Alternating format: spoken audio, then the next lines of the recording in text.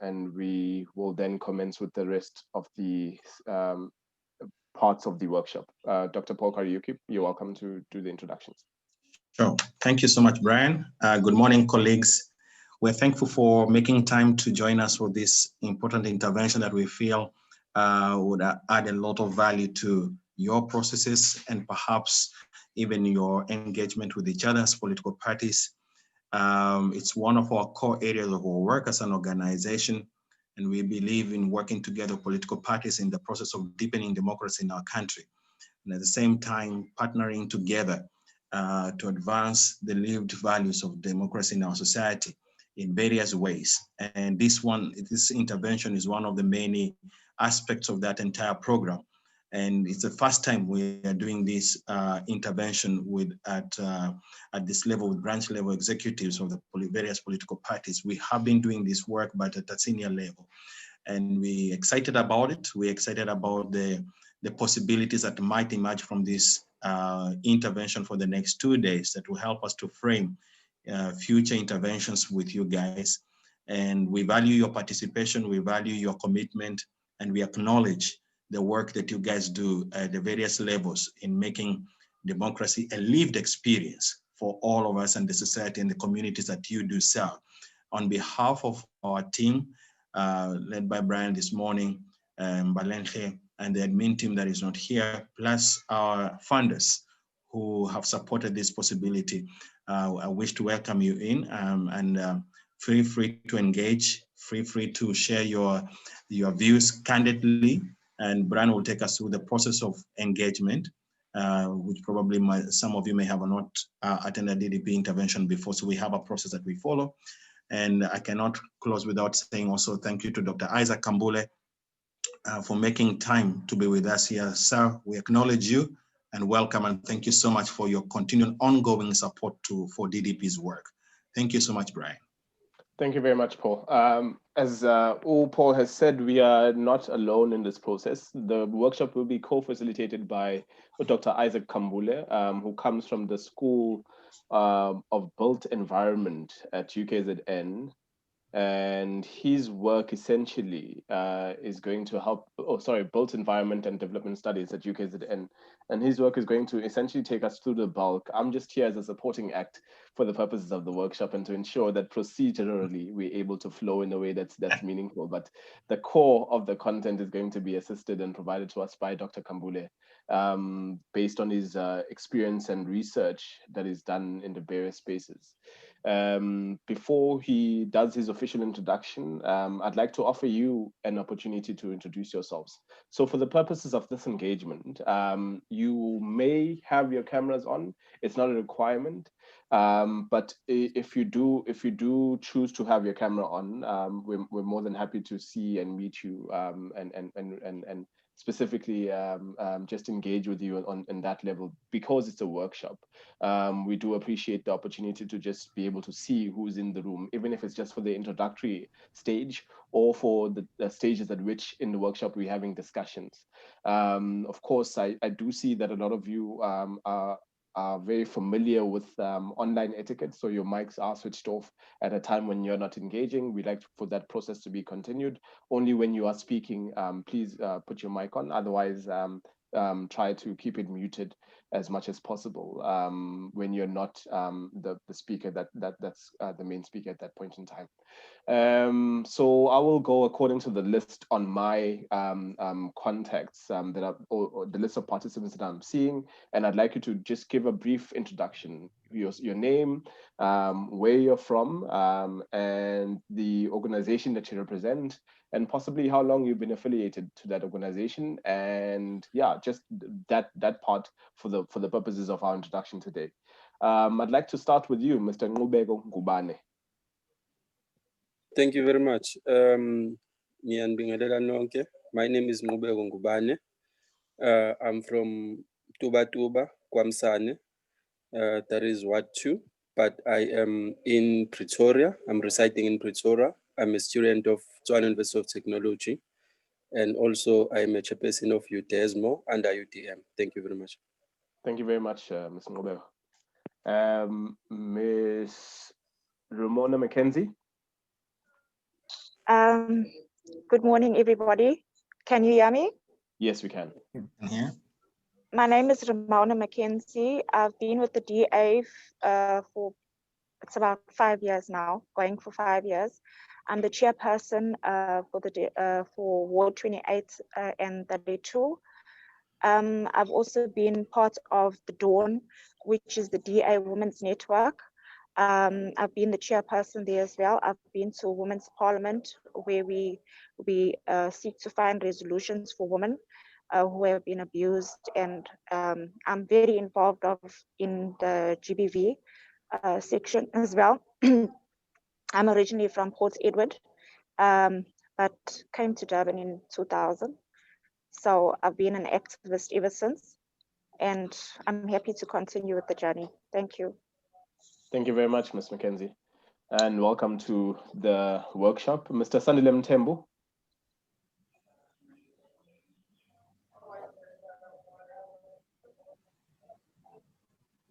Unfortunately, we can't hear you. I think you're unmuted, but I think there might be something wrong with your mic.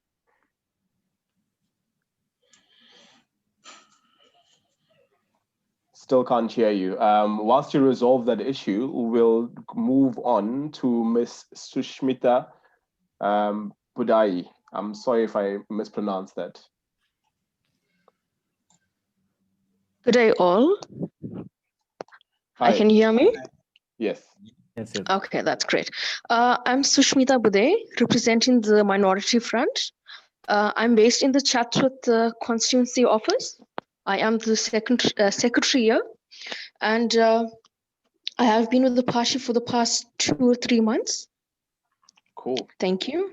Thank you very much, and welcome to the workshop. Mr. Sibone Sasbisi. Good morning, everybody. My apologies. I've been struggling with connection this morning, and I've used the laptop, and I'm sure it's not quite clear. The camera is not the greatest here. Sorry about that also. It's all good. I'm guessing this is a time where we introduce ourselves, right? Yes. Okay. My name is Usmoni Sosbisi. I'm currently a councillor in Durban with the Democratic Alliance. I've been a councillor for the past 2 years, and I'm part of the Economic Development Portfolio Committee. So yeah, thank you. Thank you very much, Councillor, for joining us. I think we're looking forward to your insights from someone who's already in the field. I hope you're not expecting too much. No, don't worry. We can already see that you conveniently blurred out your camera. No. No, I'm joking. Thank you very much for joining us. Ms. Sovina Hiralal.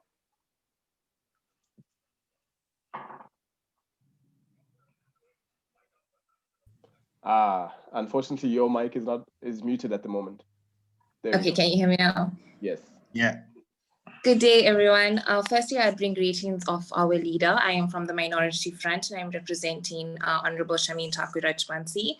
I'd firstly like to thank the DDP for always providing us with such wonderful workshops and webinars that help to facilitate policy implementation and accountability in our political structures.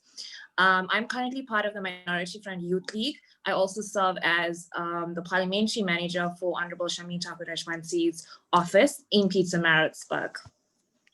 Thank you very much. We are very grateful for your continued participation in these spaces.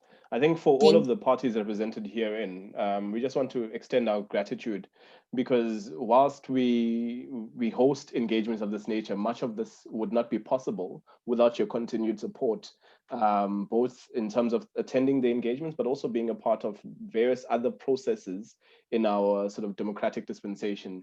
It's important that the constituencies that we serve continue to observe how invested we are in our own development, but also in our development towards ensuring that they have a sustainable future. Of course, we must echo that we did invite a number of political parties to be involved in the space. Should they not be present, there could be a number of issues that relate to that. So one, some of them just didn't respond to our invitation, which is fair. People decide when to engage themselves in whatever processes. And then, of course, we do have, and I must apologize for this, some issues related to our administration that we are sorting out. We are reimbursing individuals for participation for data purposes, because we wanted to try and alleviate the burden of data as an sort of an issue when it comes to webinars and the participation thereof. We know that data is not something that's accessible to everyone equally, so we try to do as much of that as possible. But of course, I think we may have underestimated the admin intensive work that's required as a result thereof. So some people may be joining us somewhat later, given the nature of the admin that's involved in this process. And we want to apologize for the amount of communication that we've had from yesterday, because I know it can get a bit taxing to be responding to phone calls and emails from DDP every now and then. So we're grateful that you are still able to be a part of the process. Before I move on, I'd like to allow for our colleagues from DDP to also introduce themselves. We have with us Tabiso Mdlele, our communications officer at DDP. Tabiso, if you can introduce yourself. Good morning, colleagues. I'm sorry, I had to put my video off because of the internet. No problem. We welcome. Thank you. And Ms. Mbali Mkize. Good morning, colleagues. Umbalenhle Kizelo from the Democracy Development Program, working there as the partner liaison officer. Thank you. Thank you both for joining us. And then, of course, our co-facilitator, or rather, should I say, the main facilitator for the engagement. I don't know if sorry, just one second, Mr. Kambule. Sandile Mthembu, can you try once more to chat to us, just in case?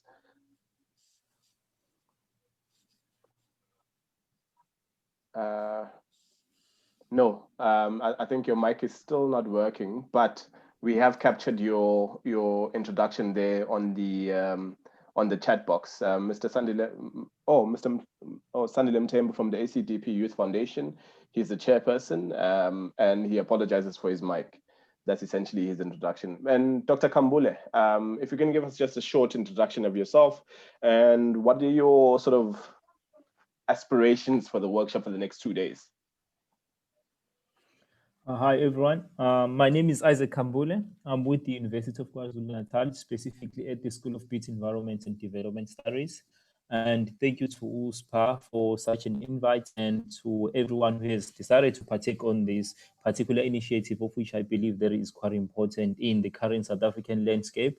I've been looking at quite the number of the work that has been recently produced by Dr. Paul Kariuki, focusing on public participation in South Africa and the very mechanisms that we need in terms of ensuring enhanced accountability, as again, that is one of the mandates of the National Development Plan. So for this particular initiative, for the next 2 days, I believe that we will learn a lot from each other. I'm not here to teach anyone. I'm just here to help SPA facilitate the next 2 days. And hopefully we can all learn a lot from each other. And most importantly, as I was speaking to SPA yesterday, one thing that I echoed was the need for us to really give that particular listening ear to local political structures, because in most cases we pretend to know everything that is happening at the local political structures without necessarily understanding the dynamics that influence some of the core issues that happen at the local level. And most importantly, again, I think local participation is quite key in the South African context. I mean, it is embedded in our constitution, it is embedded in our white paper on local government, it is embedded in most policy documents, and quite importantly, again, in terms of helping South Africa meet the sustainable development goals. So over the next 2 days, I believe we could learn a lot from each other. And in one particular field, particularly, is focusing on the need to enhance the existing spaces of local participation in South Africa, and for DDP as a whole, again, to also understand some of the foremost challenges that are facing local structures, and how we can then also assist in ensuring that we are building an effective local participation structures in South Africa to enhance our democracy. So thank you, Spa.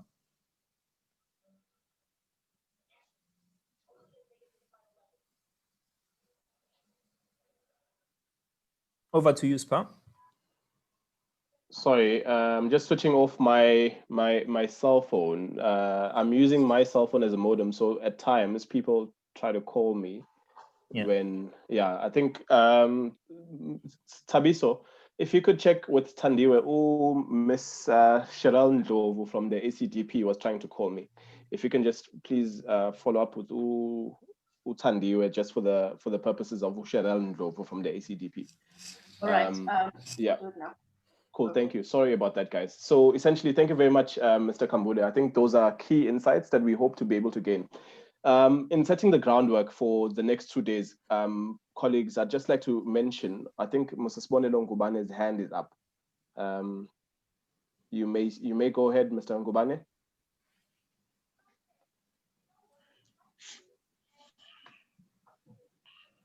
Can you hear me? Yes, we can.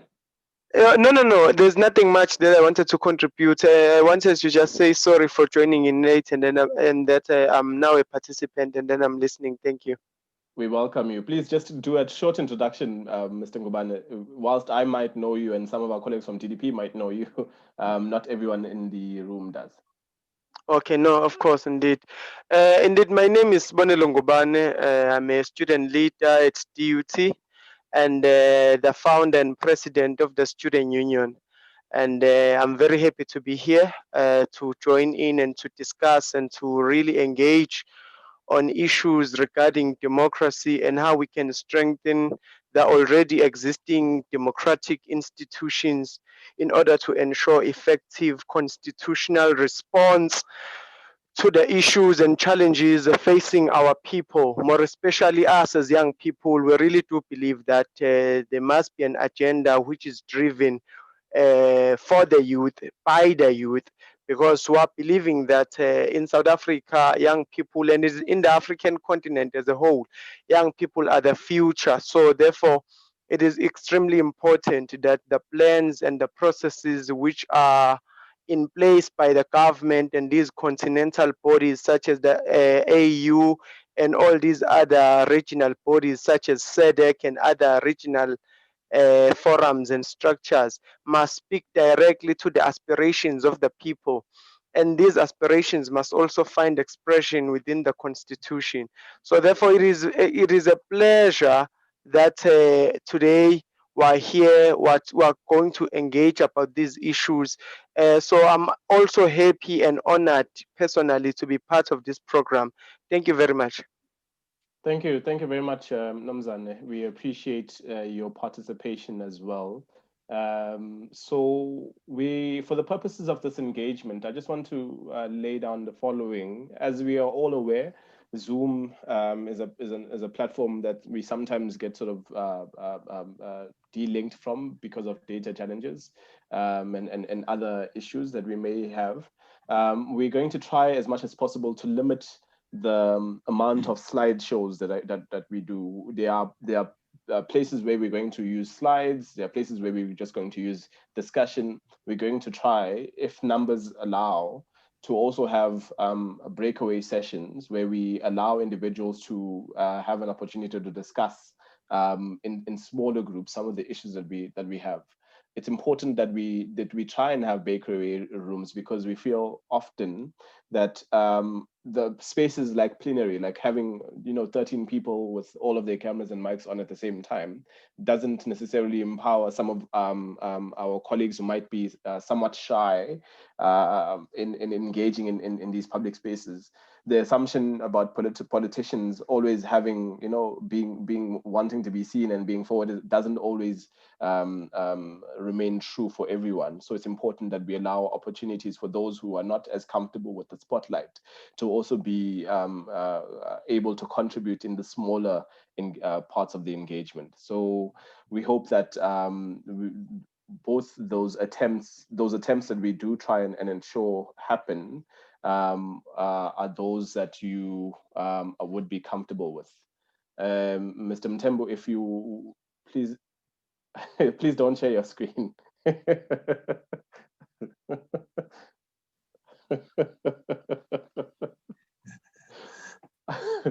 Okay, so what we're going to do, is we're going to intersperse some presentation as well as some engagement through the open forum as we've just had with introductions, but also to facilitate some engagement in smaller groups as I've indicated before.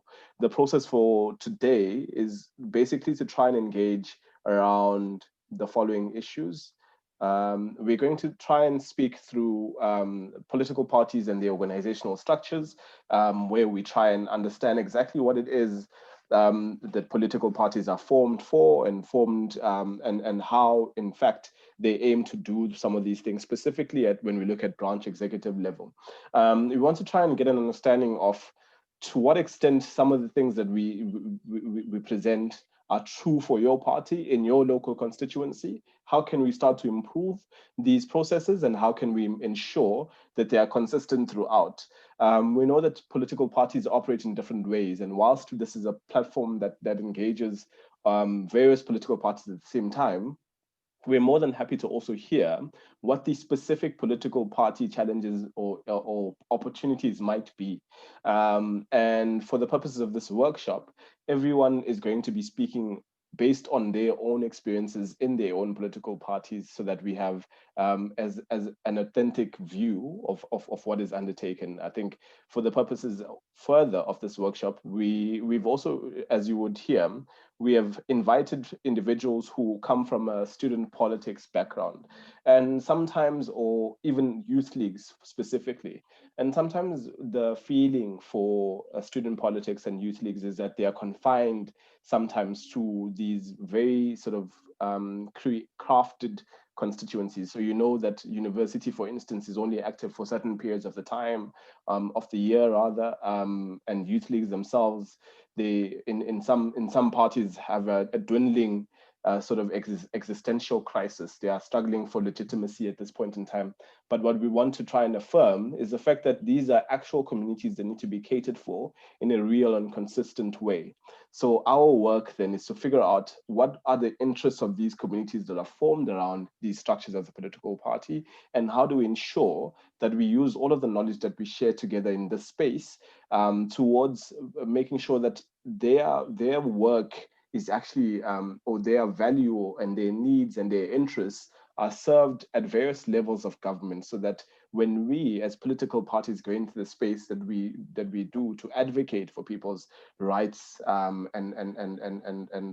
opportunities, we do so authentically, we do so in a way that encourages that level of participation, and that they feel reflected in the broader political scheme. So we look forward to engage on that basis. Are there any questions for me right now, based on what I've laid out for how we intend to go about the next 2 days? You may raise your hand, or you may type on the chat box if there are any questions. And whilst we do so, we've just been joined by another colleague, Cheryl Ndlovu, whom will give an opportunity to introduce herself once her mic has been sufficiently engaged.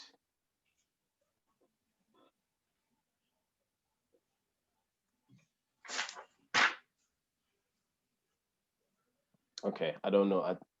Ms. Cheryl Ndlovu, please, in just a short introduction, your name, the party that you represent, how long you've been with the party, and where you're from.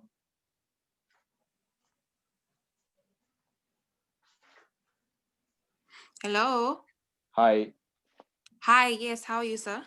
We're good. Awesome. You may introduce yourself, ma'am. Yes, my name is Shirang Lowo from KZN, Durban. I live in New Germany, and I've been with the party for more than 2 years now. Cool. Thank you for joining us. We apologize for any delays that may have caused your inability to come in. No problem. Thank you. I've just received a notification. Simone Gilden, if you may introduce yourself as well, please.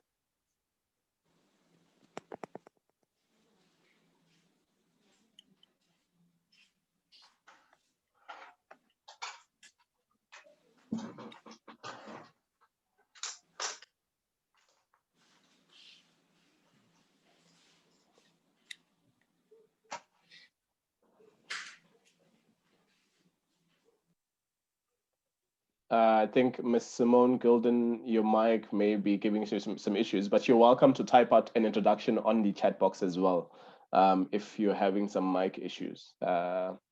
Okay, so as we now proceed with the first part of the workshop, I'll just be giving sort of a broad.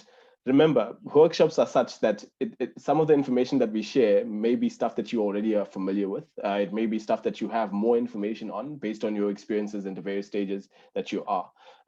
So what I'll be giving is a broad overview of the structure of political parties, why they're formed, and essentially try to look at the roles that they have at your local constituency level, before we move on to a broader discussion where we'll try to engage all of your thoughts and views on this process as to, does this ring true for your political party? Is this something that's consistent throughout?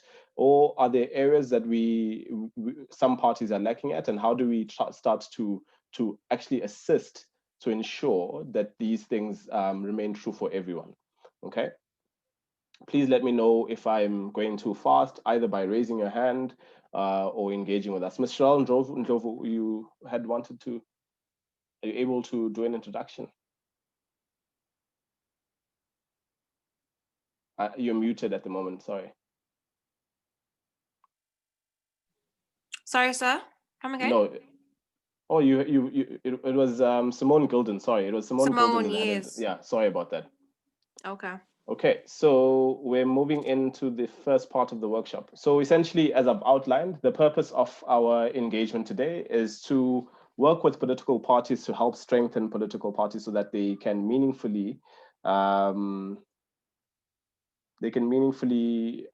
play their role as effective actors for sustainable democratic consolidation and good governance, trusted by voters, representative and responsive to public needs and concerns, contributing to public debate, and for political parties to be equipped to support government and a constructive opposition, thus playing a role in ensuring transparency and accountability in the governance process.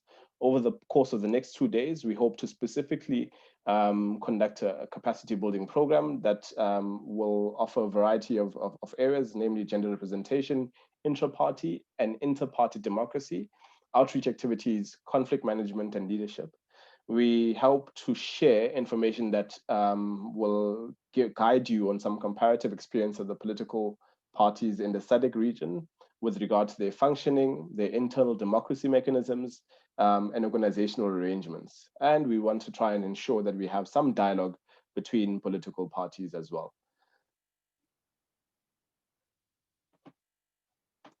So broadly, we know that the political parties and what their roles are, for the large part, we want to try and get to a point where we actually understand that there's an importance of internal democracy, specifically to represent women and other disadvantaged groups in political parties. And this is part of our endeavor for the next 2 days.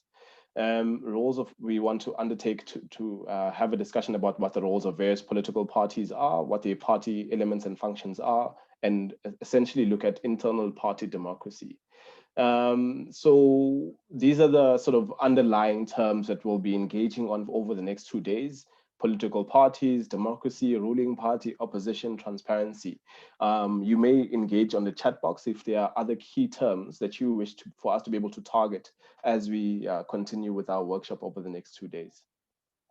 So what are the basic roles of parties in democracy? Does anyone sort of want to give us a jab? What do you think the role of your political party is as you are at the moment?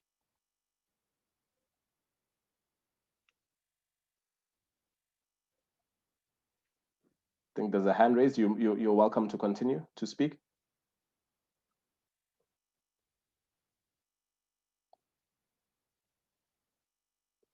Let's say this, Mr.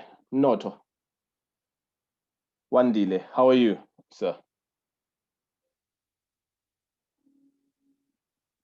I don't think you can hear me. Okay, so Mr. Siboniso Sibisi, what do you think is one of the roles of political parties? Thanks for that. I think political parties play a very huge role actually in our democracy. They're the ones who actually determine if we'll have a democracy or not in a country. And people have different interpretations of democracy, and I think different parties have different roles within a democracy. So, for example, the ruling party has a different role to the opposition parties at the moment. Yet it's all expected to be advocating for people. Yeah, so yeah, that's basically what I think. Thanks, man. And Mr. Ngubane, Ngubane, what do you think some of the roles of political parties would be? Is to ensure that ama-lives wama-citizens ayanakekelwa kahle within the country and the world. Okay, cool. So to ensure the safeguarding of citizens' livelihoods and lives. Okay, that makes sense. Okay, just a final comment, probably, let's say, Ms. Subina Hirala. What do you think the role of political parties are?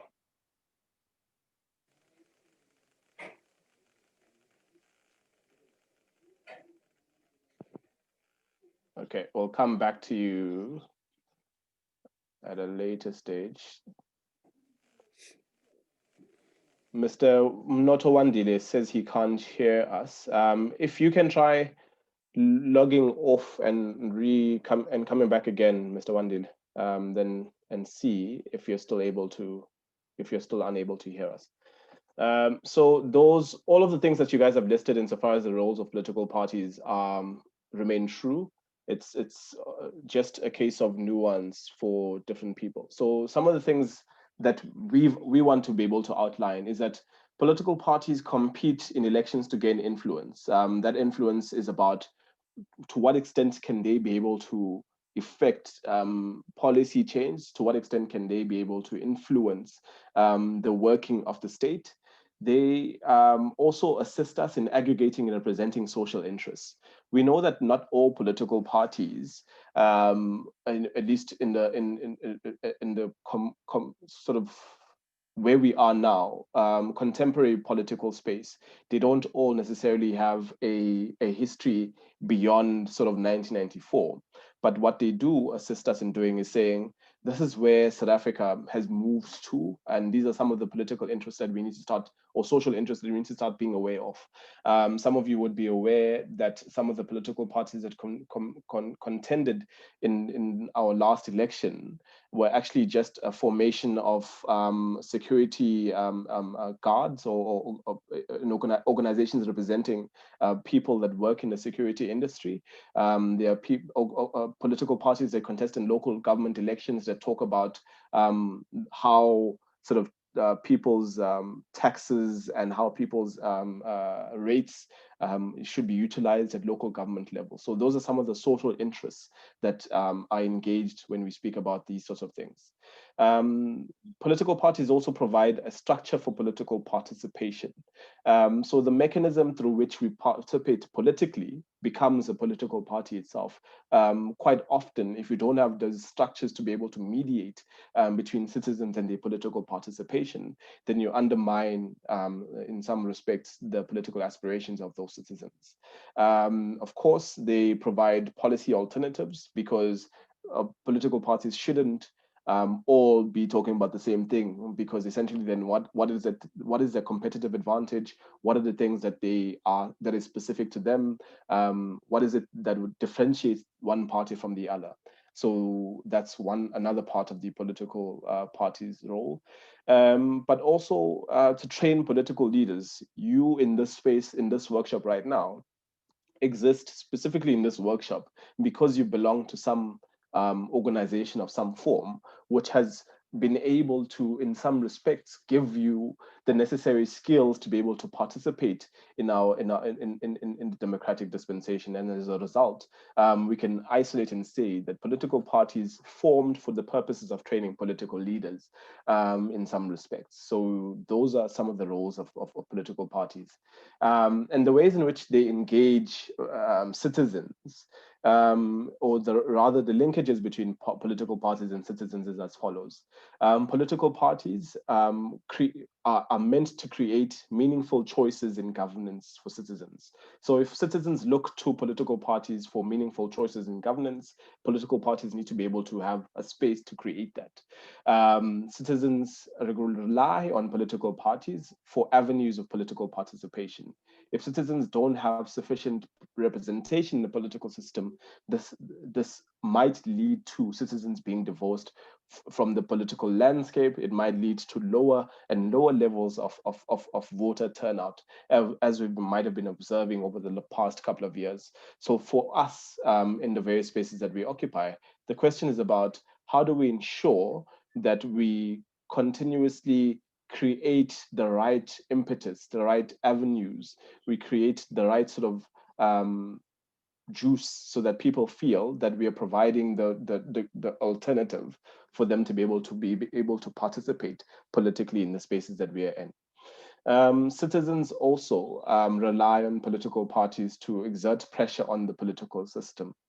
It's important for political parties to be constantly innovating about how to engage each other, but also how to engage citizens and themselves. But also, furthermore, what's mostly important for us in our workshop is how do political parties put local concerns in a national context. So citizens rely on political parties to be able to communicate their issues in their own communities at a national platform. If they don't feel that their local needs are satisfied by what's being represented and what the conversation is nationally, you see that they're more likely to actually divorce themselves from being able to participate in those spaces.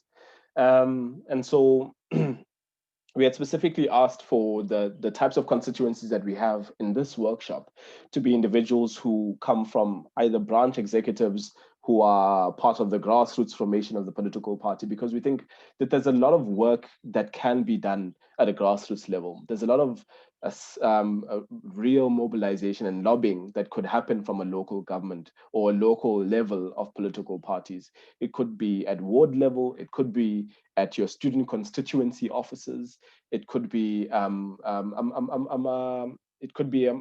societies that you have in various organizations. Stockfells, for instance, a constituency that itself needs to be served in one way or the other. How are we innovating to ensure that that constituency's needs are actually met by our work in our local community? Because essentially, if we could find a political party that could sufficiently mediate between the interests of capital, so shops and other interests, and those stockfell groups, you could potentially see yourselves gaining a lot more voters. Something to think about. So party elements and functions. Here we want to sort of undertake and at a glance some of the things that make political parties what they are. And as we outline here, there's a broad understanding that these are the key elements of political parties that political party needs to have in order to qualify themselves and say or satisfy the idea that they are of course a political party in good standing. We need to see that they have a constitution. What is the internal structure and what are the communication levels at the political party? Some political parties have what they call branches. Some of them have constituencies. Some have volunteer offices. So all of the various structures that people form. And then of course you have subgroups. Here you could be talking about, for instance, the women's wing of that political party that we might be engaging on. It could be talking about the economic development wing of the political party that we're talking about. So these are the subgroups that form as a result of the existence both of the branch and of the internal structure and communication level. We also want to try and have a discussion around what process of leadership selection is there. How do leaders emerge in political parties? Are they emerging because, so-and-so just sort of emerged all of a sudden, or is there an elective process that allows for that leader to be the one who represents that political party? We have what we call platform or policy development structures of the political party. There's membership, and then there's funding. These are all issues that we will try and cover over the process of our workshop. At this point, are there any questions? No. Okay. So the other part that we, Sibonelo Ngubane, yes, sir, you may go ahead. Am I audible? Yes, you are. Yes, no, thank you, my brother. No, look, mine is not necessarily a question, but just to have an input. To say, earlier I wanted to contribute the fact that, you know, the function and responsibilities of political parties is not necessarily to canvass and to compete or to partake in elections. But also remember that in South Africa, we are ruled by a constitutional democracy. Now, this constitutional democracy entrenches the rights and the responsibilities of each and every citizen. So we have these institutions which are strengthening constitutional democracy and constitutional rule in South Africa, which are Chapter 9 institutions. Therefore, political parties do not only have a responsibility unto their constituents, but they have a responsibility to make sure to act as what? As watchdogs, to make sure that the ruling party does not abuse its power, and to make sure that all citizens receive standardized levels of living. There is no human being who is still subjected to inhumane living conditions. All primary and basic fundamental services must be accessible to all citizens. But also remember that in South Africa, our democracy is such of a nature that these political parties, which are proportionally represented in the legislature, be it in the National Assembly or be it in the legislature. Also, what happens is that when they go to their parliamentary caucuses, they do not consult their constituencies. Yet their constituencies are the ones that put them there.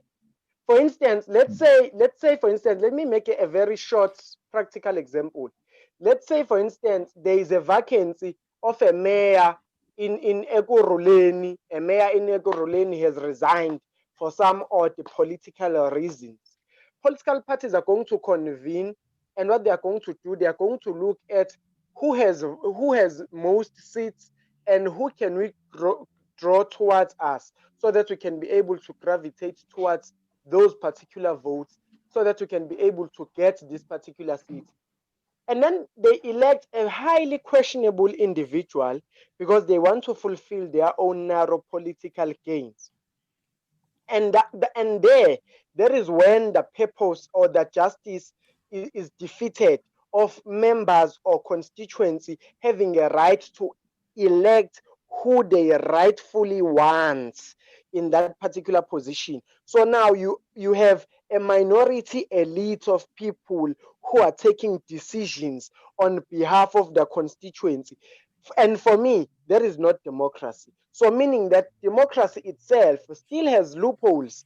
It's still manipulated in certain aspects so that it can be able to fulfill certain organizational interests and agendas. Thank you. Okay, thanks, Bonello. Isaac also has his hand up. You may go for it, leader. Just before you go, that's an interesting one. So essentially, what we want to try and get out of this process as well, is how do we ensure that when you get to that point of caucusing, when you get to that point of engaging and swapping out what the various interests that are concerned at that level of government or that level of representative democracy, how do we try as much as possible to ensure that our constituencies' needs are not the bargaining tool or are not the things that are considered secondary insofar as that bargaining process is concerned. So how do we ensure that we are prioritizing citizens' needs over and above the interests of individuals in political parties, but also interests that might be divisive, that are contra to what the political party itself might be intending to do. At least as a comment but I definitely hear you, and I understand what you were saying. Dr. Kambule, go for it.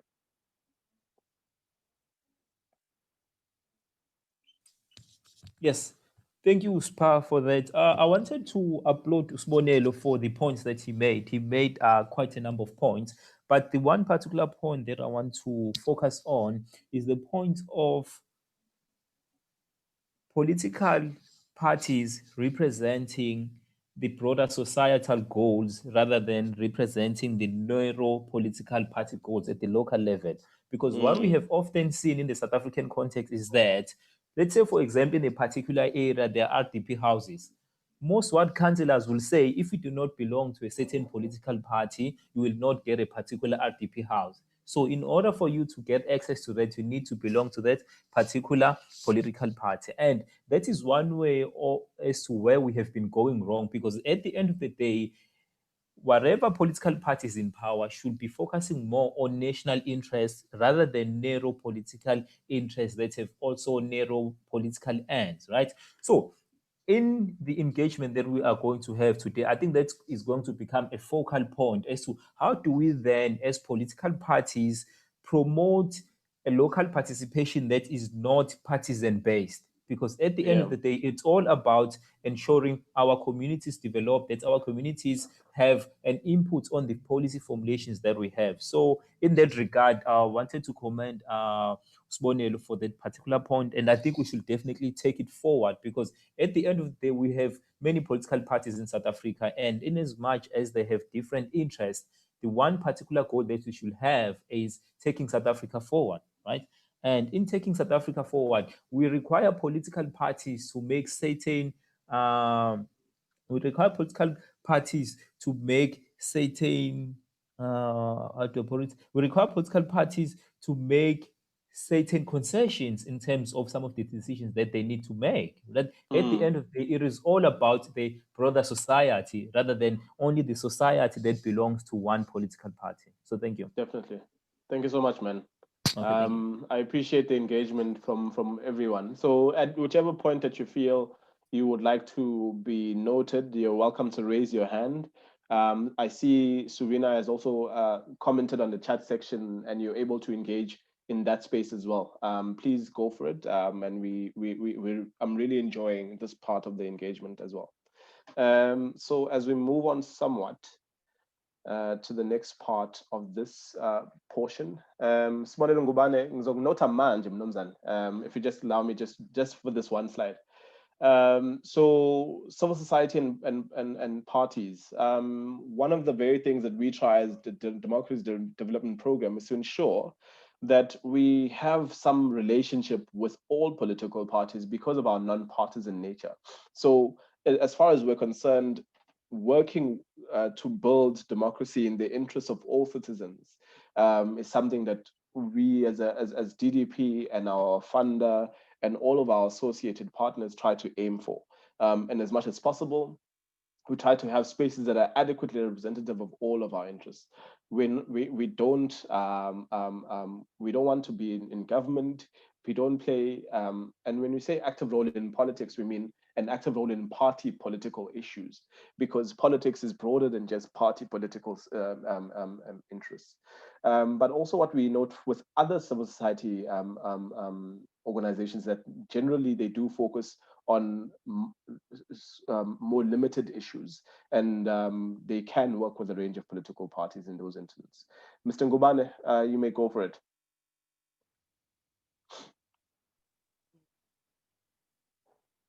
Am I audible? Yes, you are, Lead. Okay, no, thank you, my leader. Leadership, I just wanted to make a very pragmatical example, because over the last few weeks, I've taken it upon myself to go and do a study which barometered the existing democratic systems here in South Africa and the African continent as a whole. Because also the issues which are systemic, which we're facing here in South Africa, they are not unique to South Africa. All other African countries are also facing the same issues. Mind you, these African countries have been liberated, some for more than 50 years, some for more than 60 years, and we have only received our political liberation for about what 26 years. So meaning we still have a long way to go. But however, my point lies here. There is a concept leader which is called democratic confederalism. Now, one may ask, what exactly is democratic confederalism? Democratic confederalism, it speaks directly to the aspirations of the ordinary people. It speaks to dismantling all these structures. It speaks to making people govern themselves.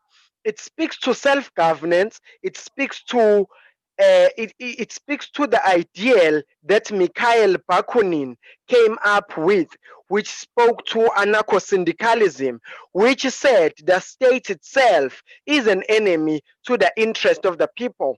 And then he provided reasons as to why exactly he said that. But I'm really just putting out this point to really, you know, give a clear input to say, we must also look at the issues that we're facing, which are attributed to the system, and really try to see, leader, that how can we move forward? Because we must not confine ourselves in a singular ideology, but we must be able to look at other systems which have worked elsewhere in the world, and we see how we can employ whatever that has worked successfully in other parts of the world, how we can employ it to suit the material conditions even here in our own country.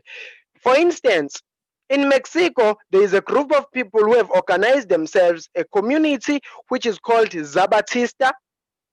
In Syria, you have a group of people as well who have done the same, which is called the Rojava, and they've been able to collapse the state, because what happened is that the state was too corrupt, and whatever processes that were in place, they just rigged them. They never paid attention to them, which is exactly what is happening here in South Africa, leader.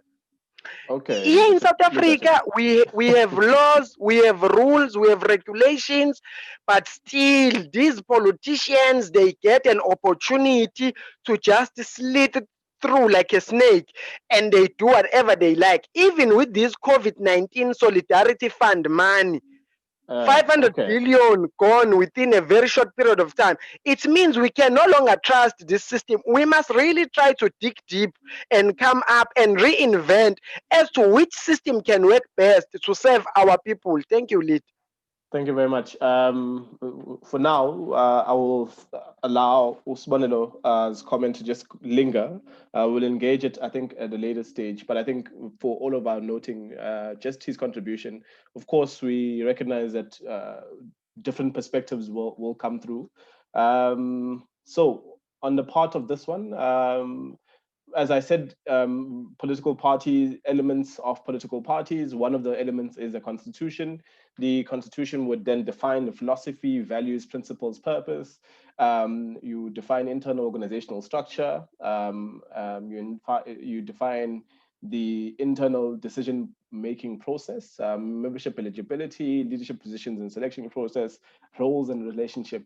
It would be interesting to hear how often politicians, even yourselves at branch level, you actually engage with the political party constitution when you're not having to correct someone's actions, when it's not a disciplinary hearing situation, when someone has not trespass some of the laws. How often do you engage with your party's constitution, and what does it mean for the lived values of the constitution if, for instance, we always try and only use the constitution as the definitive tool for our political party? So apologies for the looks of the slide. So inside political party constitution, we talked about political philosophy, the internal organization structure, decision-making process, membership, and leadership selection. Generally, most political parties look like this. Insofar as the level at which it happens, you generally have a convention or conference that determines the executive committee, that determines the various office bearers and party officers. Most of this comes from the bottom, which is the base. The base itself is the individual party members or the volunteers or whatever we call our political party members. They are formed into regional and local branches and subgroups in those regional and local branches. And from there, we are able to get party officers, executive committees, all specifically being elected at a convention or conference. You may want to ask yourself, when was the last time you heard of your political party hosting a convention or conference? How often does leadership get rotated in the political party itself? Does it say anything about the levels of democratization within that political party itself? These are all questions for you to consider as someone who's occupying a space in a political party. Of course, then party leadership and then interaction with party branches. So party leadership specifically adopts a party's position on issues. They advise branches on how to discuss difficult and controversial issues. Party leadership also provides information about political events and developments to branches and members. The branches, leaders, and members have defined roles and responsibilities. They ought to understand the party's mission, goals, and strategies. And they report information to leadership, and they also engage leaders in exchange of decision-making, of ideas and decision-making. And then, of course, the next part of our engagement then looks at the subgroups.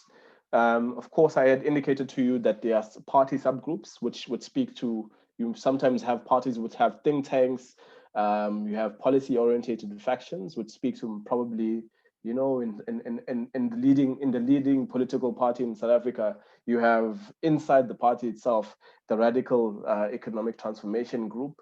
You also have quite conservative individuals within that same political party, which sometimes manifests itself in government policy or government policy discussions, where you have some people who support the free market mechanism through which the economy is currently functioning, or rather capitalist free market economy, and some would rather err on the side of introducing socialist policies that actually ensure that we can assist some persons, people in our country through things like redress, affirmative action, and all of those sorts of things.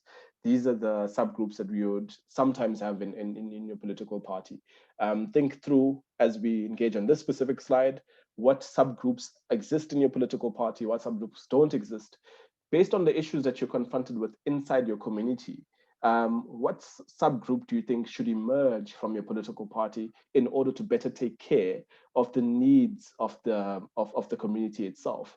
I think too often political party members feel confined by the existing structures in political parties, and we need to start innovating more to ensure that the issues that are faced in our community are not only the issues that our community itself needs to take off, but how do we ensure that our parties is representative of the issues that are available or that we're aware of in our community. For instance, community policing forums don't need to remain the responsibility only of that community. Specifically, if you live in a community that is largely represented by a specific political party, surely shouldn't that political party also take it upon itself to invest in developing policy and developing mechanisms through which the community could be more active in the policing forum structure, even inside that political party itself? That could be one of the subgroups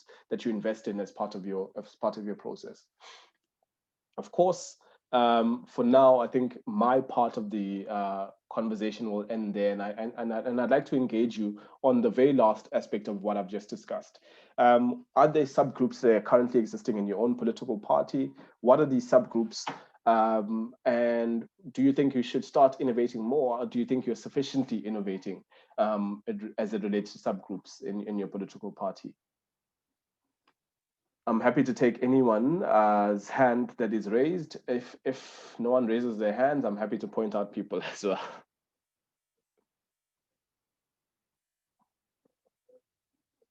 No, since you joined us somewhat late, if you can do a brief introduction of yourself, the political party that you represent as well, and maybe tell us if you belong to any subgroups inside your political party structures, before we move on to the next person who might want to comment.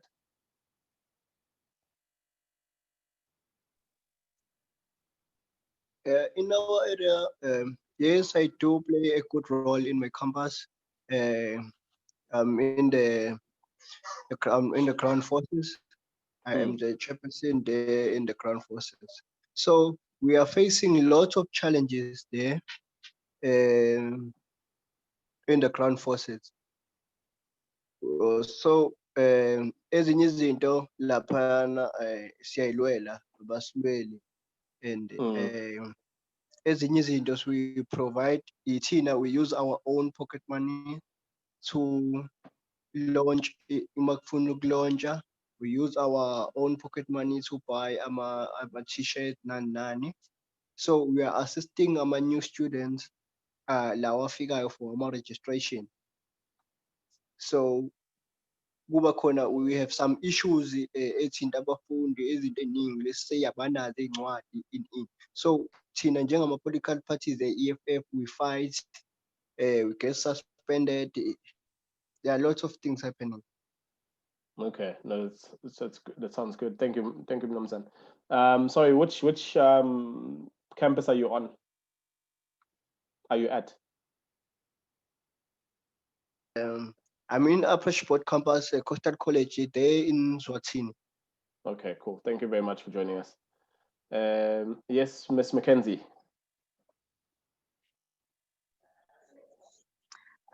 Good afternoon once again. I'd just like to say, am I audible? Yes, you are. I am part of the DA Women's Network, which is a subcommittee of the DA. And I've just noticed that when we go to Parliament to give those resolutions, the resolutions are not carried out. We speak about the resolutions, but there's no sense in speaking about that when we are not carrying them out and taking them to grass level. I also would like to add that we should have dialogues in the informal settlements as well, not just municipality based. Go to the informal settlements and let people or the women know what their rights are, because most of the time women don't know their rights. They don't even know how to go and formally complain about abuse or anything like that. So we should carry out the information to those the people in the informal settlements, because most of the people don't have data to log on to municipality websites and actually access that information. We have safe homes available, but that information is not carried out. It needs to be carried out to grassroots again. So there's a lot that needs to be done as far as GBV is concerned.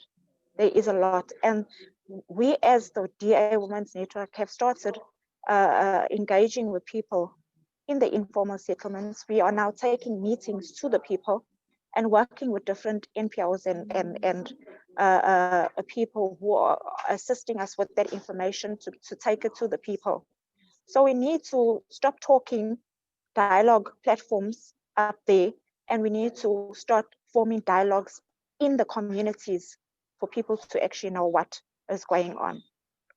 Okay, thank you very much, Ms. Mackenzie. So there's something about the subgroups having a very specific and unique interests group that they're serving. So for instance, in your case, it's serving women in particular.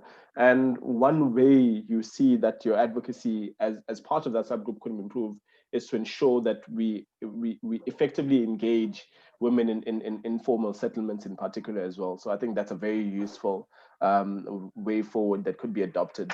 And of course, beyond engaging with those constituencies, to ensure that there's a real effort by the various political parties to actually engage with those inputs, and not just a case of them talking, because sometimes people are exhausted by talking, but if there's no action as a result of that conversation, then it undermines the value of their voice and stuff like that. So thank you very much for your contribution. Noto, I see your hand is raised again. Is there something else that you'd like to contribute?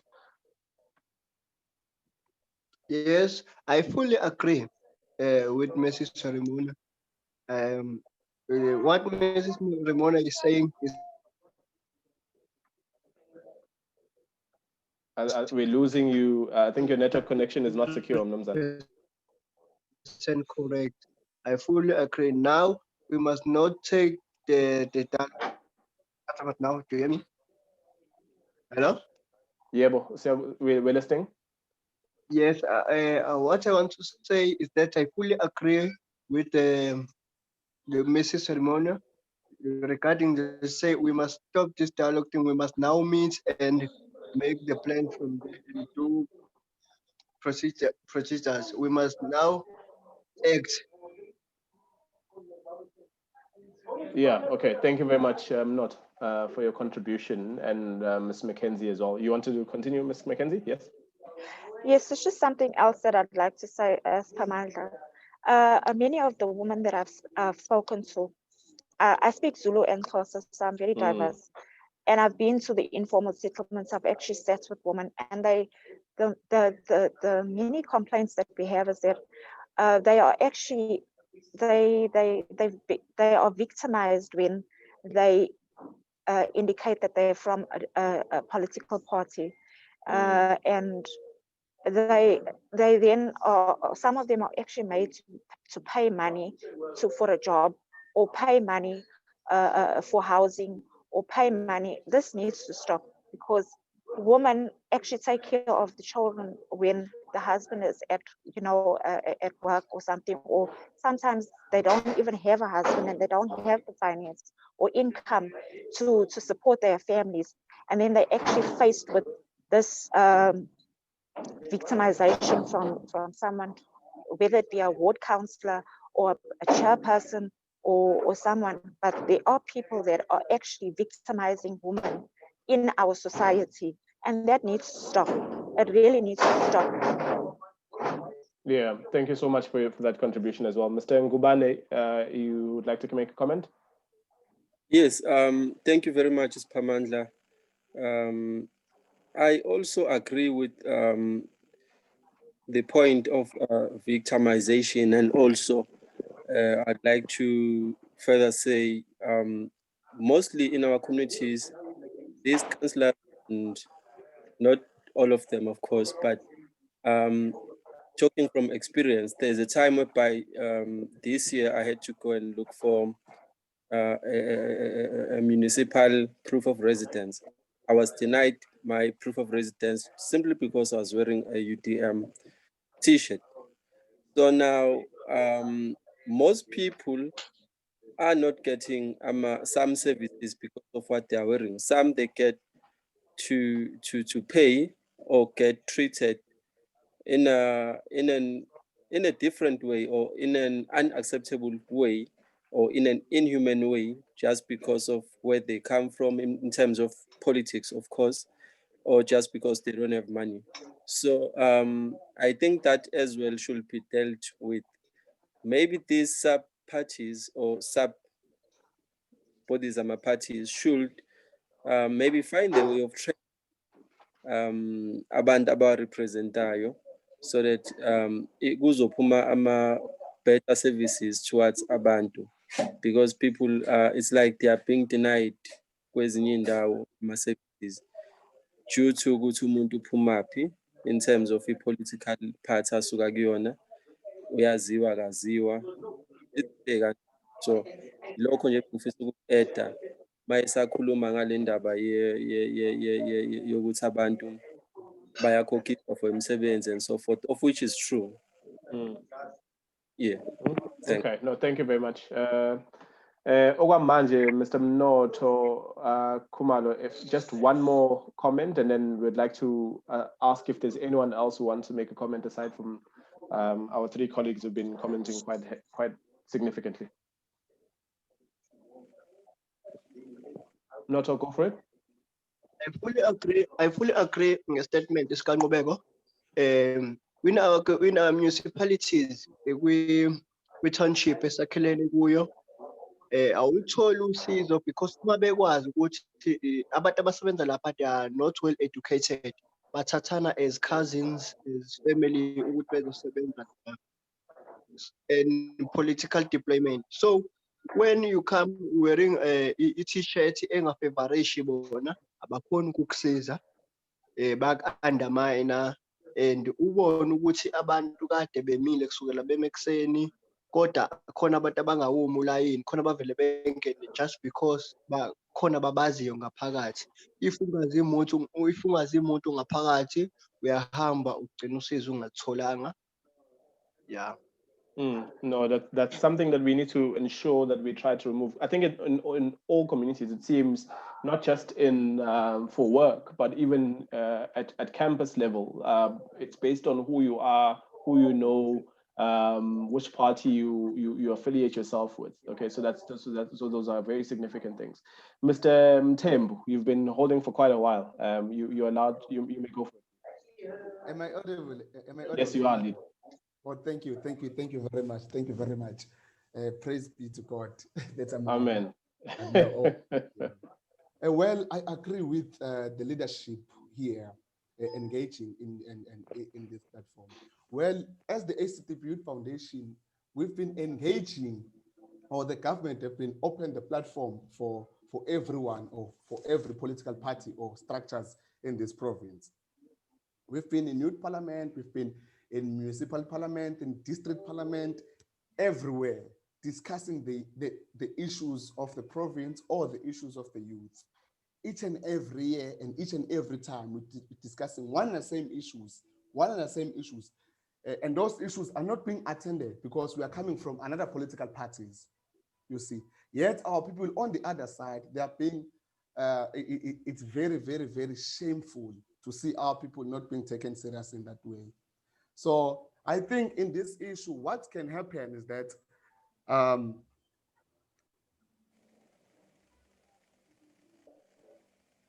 Mr. Mthembu? We've lost you. Your mic seems to be acting up again. Political leaders must. Mr. Mthembu?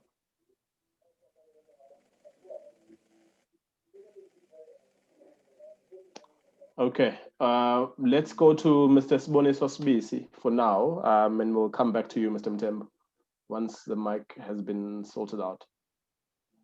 Thank you, Chair. I think for me, I was in the UKZN SRC in 2016 and 2017. And what I would honestly tell you, looking at the subcommittees that we speak about of political parties and governance and society in general, most people join politics for the right reason. Somewhere along the line, those people lose that cause. Like if you see probably some of the most corrupt people you'll find out there, when they were younger, they probably initially joined for the right reasons.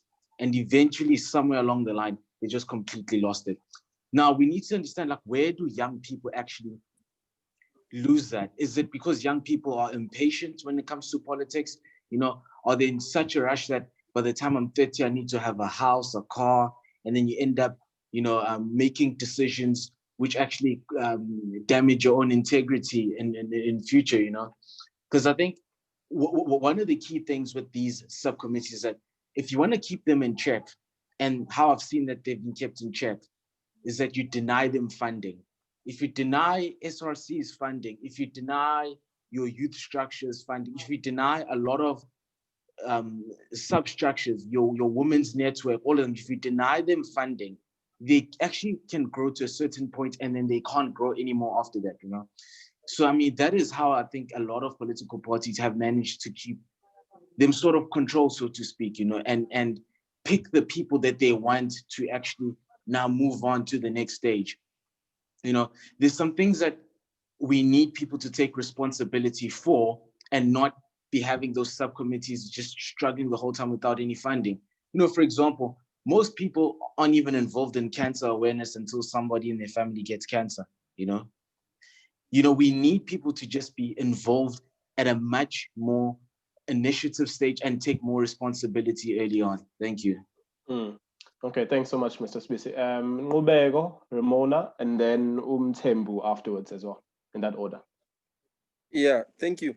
I wanted to also comment, Uguts, I think that maybe political parties, ama main, no ama mother border corner, they should actually take their time nje kakhulu be-investe kwi-youth, especially youth under ama-sub-parties wabo, because if they can bona bebadala take isikhathi and follow up ukuthi kuyenzakalani kuma-colleges, varsities, even in community, then mhlambe bebagroome maybe izinto ey'fana nokuthi sibe, because ipoint lami lisekuthenini it's on the fact that I have seen people, students, in January looking for spaces, and they have to pay a certain someone in or sebenze admin so that they can get accepted, and then they also have to pay for admission fee. I mean, registration fee. They have to pay for residence registration fee as well. So they have to bribe someone to get accepted. So it is esibhekana nazo nabantu ababhekana nazo lezo. So it's mhlambe mangathiwa baya-trainwa abantu laba bakuma-political parties as well beyimele leyo nto, because when they engage with certain people laba uthole i-SRC, lowo muntu loyo ngoba uphethe imali ubanika imali and then they keep quiet and then kubeka njalo lento ye-corruption. So into eqala lapha phansi, and abanye abayilungisi vele because bayakhokhelwa, and abanye abakwazi ukuyilungisa because they are powerless, they have no voice within the institution. Yeah, thank you so much, man. We appreciate that comment. Mr. Mona and then Mr. Mtembu. Yes, thank you for the opportunity to talk. I just wanted to comment on Siboniso's what he said. I've worked at a college and I found that once we have these learnership courses and stuff where people get stipends, it will be interesting for us to actually go deeper and to look within that, because many of the people just want it for the money. They're not interested in the actual course that they're studying, but they want the stipend for the money because they are unemployed, they don't have any access to anything. So that money is helping them to put food on their tables and not actually helping them to. There are some that are very dedicated, but luckily for me, I engaged with some of the students and I told them that, you know what, you're going to be having learnerships. You're going to be getting this money. But are you actually making sure that you're skilled to actually go out there and do the job? Because some of the colleges that we have are just doing it to get that contracts or whatever to make money, but they're not actually interested in that students' well-being and how they're actually teaching that student of the do's and don'ts and the disadvantages and advantages of that course. So we need to really go in depth with that as well, because some of the students also drink that money.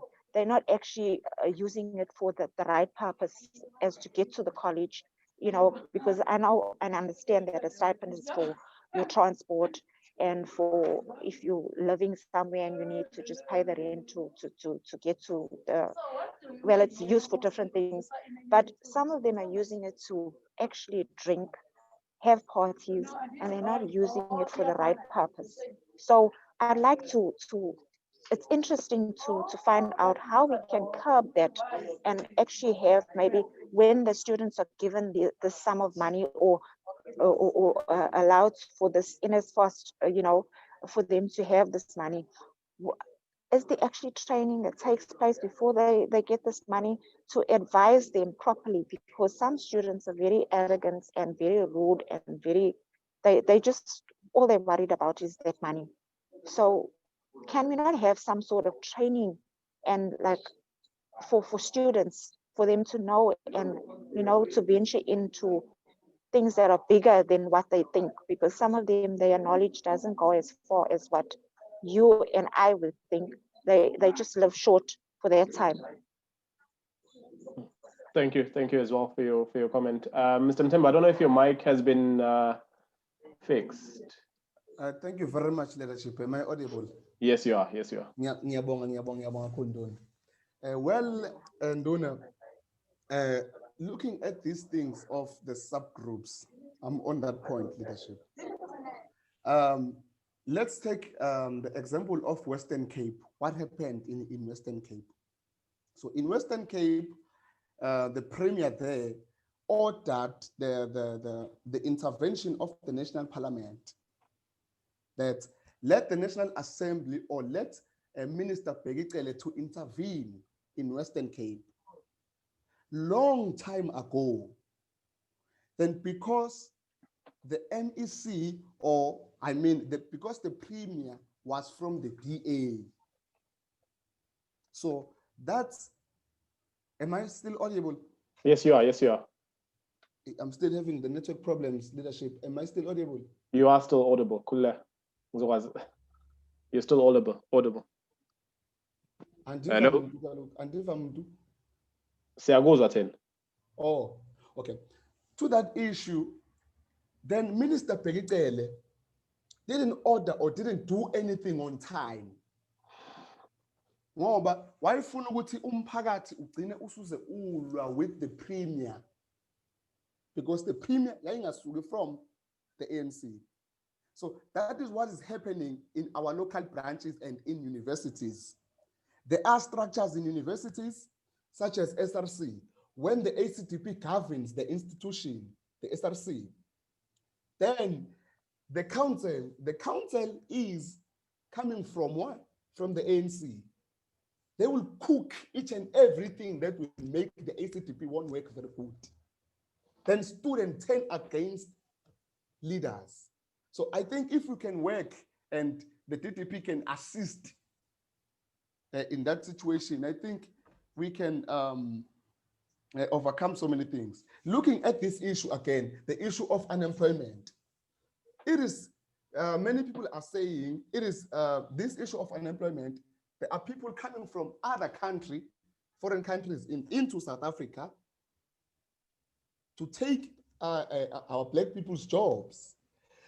If you can go into around our societies, look at the spaza shops. Those spaza shops are from where? From people coming from? Am I still audible, Chief? We hear you. We hear you. Oh, ngiyabonga. No, sacela ukumala lapho Nduna. Okay. Another thing we must say, based on what we've just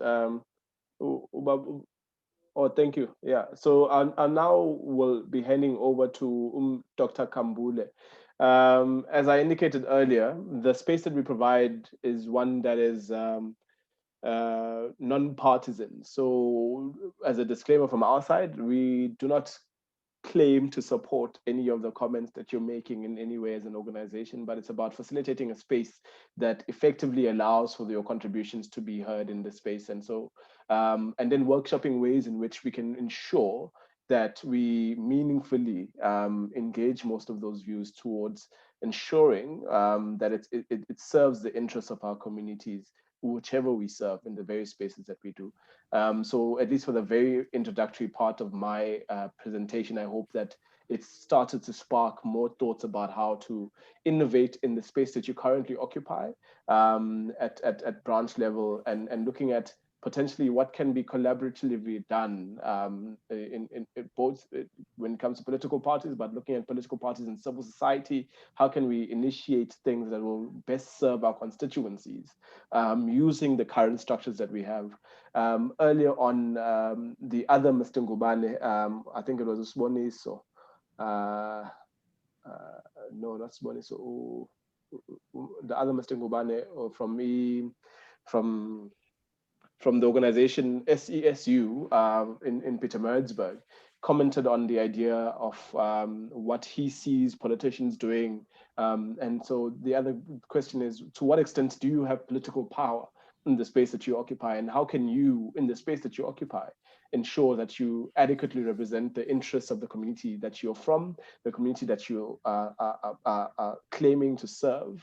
And then look at how can you start to engage better with people who occupy higher office, both in your own political party, but in other government and other civil society spaces, towards serving the interests of your constituency. Dr. Kambule, over to you. Thank you.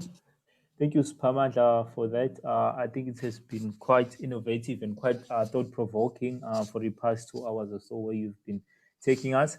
And so for the current section that I'll be focusing on, will be delving in depth on issues of local political party structures as the centers of political participation and public policy formation, right? As we understand, in many developing countries, there's been a continued decline in public participation at the local level, of which in most cases often results in poor service delivery. And again, those particular poor service delivery outcomes are a manifestation of the lack of communication or the barriers of communication between citizens and the government officials. And besides that, as we also understand that service delivery protests have also been on the rise in the South African context, right? And we must then again try to understand all of these issues in a manifold whereby we put local governments and local parties at the epicenter of public participation. Because as I've mentioned, we must understand that despite the decentralization of power over the past 20 to 30 years or so, local participation through the institutionalized structures in South Africa and in many other developing countries as well has not necessarily resulted in the kind of development outcomes that most governments were looking for. And in most cases, you also have certain governments that want to go back to centralized mode of development, right? Or centralized modes of public participation. But in that particular manifold, it basically means that you are also removing the government away from the reality of the local citizens. And those are the particular problems that we have been having. And again, just to put it in the South African context, we also understand that the sharp increase in service delivery protests, again, is also in relation to some of the issues that we've spoken about today, in terms of corruption, in terms of mismanagement, in terms of the lack of skilled officials in municipalities, in terms of cadre deployment, right?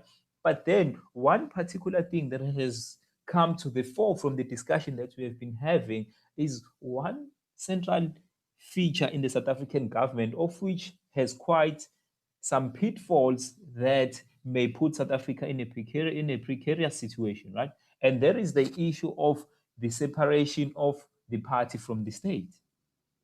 One individual mentioned that they went to a municipality wanting or seeking the proof of residence, but then they were not afforded the opportunity to get that particular proof of residence because those particular officials said, we cannot give it to you because you belong to a different political party, right? And that on its own is showing the problems that underpin our local participation structures as to, do we have political parties that represent political party interests or that represent the interest of the broader society? For example, if you are within a local government office, you cannot be found in a position where you say you are only serving people of a certain political party, right? So again, that on its own also has certain reminiscent effect on the kind of public policies that we adopt, because at the end of the day, we will say we will only take inputs from this political party in coming up with certain policies if that is how we function, right? And there is going wrong about doing the kind of work that we are supposed to be doing. And again, looking at the South African Constitution, if you look at section 152 of the Constitution, it basically outlines the objectives of the local government, which is based or which is underpinned by the need to provide a democratic and accountable government for local communities, as well as to encourage participation of communities and community organizations in matters of local government. Then the question becomes, how do then these particular communities participate in public participation if you have officials that are leading based on partisan models, right? So those are some of the issues that we then get in the public policy structures. And then again, if you also again look at section 195 of the South African Constitution, it also speaks or asserts the needs of the people to be at the epicenter of everything that the government does. But then at the end of the day, looking at the current structures of our municipalities, looking at the current structures of our political structures, are we at a particular point whereby we can say or safely say we represent the interest of South Africans rather than the interest of the ANC or the DA or the EFF or the UDM, right? So at the end of the day, I think this also speaks to what we will talk about tomorrow when we are focusing on party coalitions as to how do we then develop a common goal for South African political parties in order to advance our democracy, right?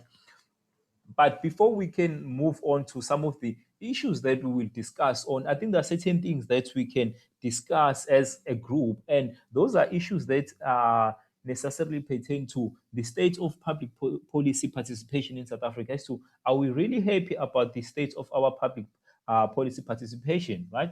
And then again, there are issues of our ward committees. Our ward committees doing what they're supposed to be doing, right?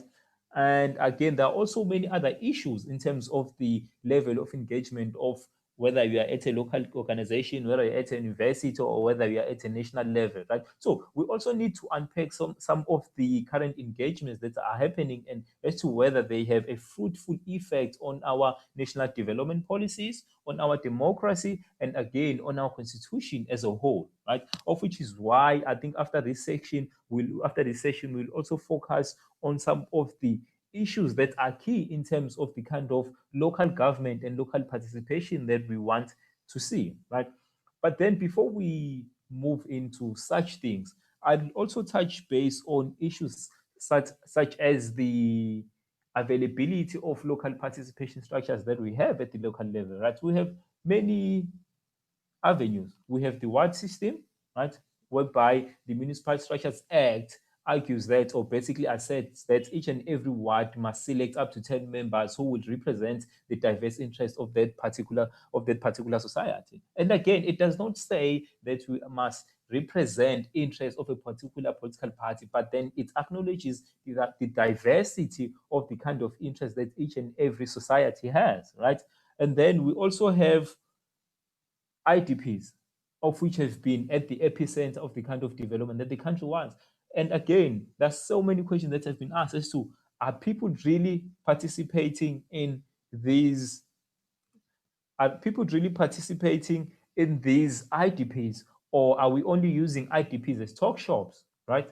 So again, we also have some of those particular issues. And I recall that one particular individual was quite enthusiastic about the progress that has been made, or the under progress that has been made in some certain sections of the group, such as your Colombia, such as your Syria, as to what about the invented spaces then that communities end up inventing on their own in order to voice their own dissatisfactions with government, right? And I believe the individual even went as far as criticizing the need or the role of the state, right? But then again, we also need to ask ourselves certain questions as to what is life like under a stateless society, right? If we go back to the social contract theories of the likes of Jonathan Locke, of the likes of Thomas Hobbes, and then of Jean-Jacques Rousseau, we also understand about the nature of human beings and the need for a central government that will collectively represent the interest of the society as a whole. But for this particular section, I believe that we will be breaking into certain segments of 3 to 4 people in order for us to really delve into some of the questions, right? And the questions that we will necessarily focus on, I'd pose 3 questions that I will share just now on the screen.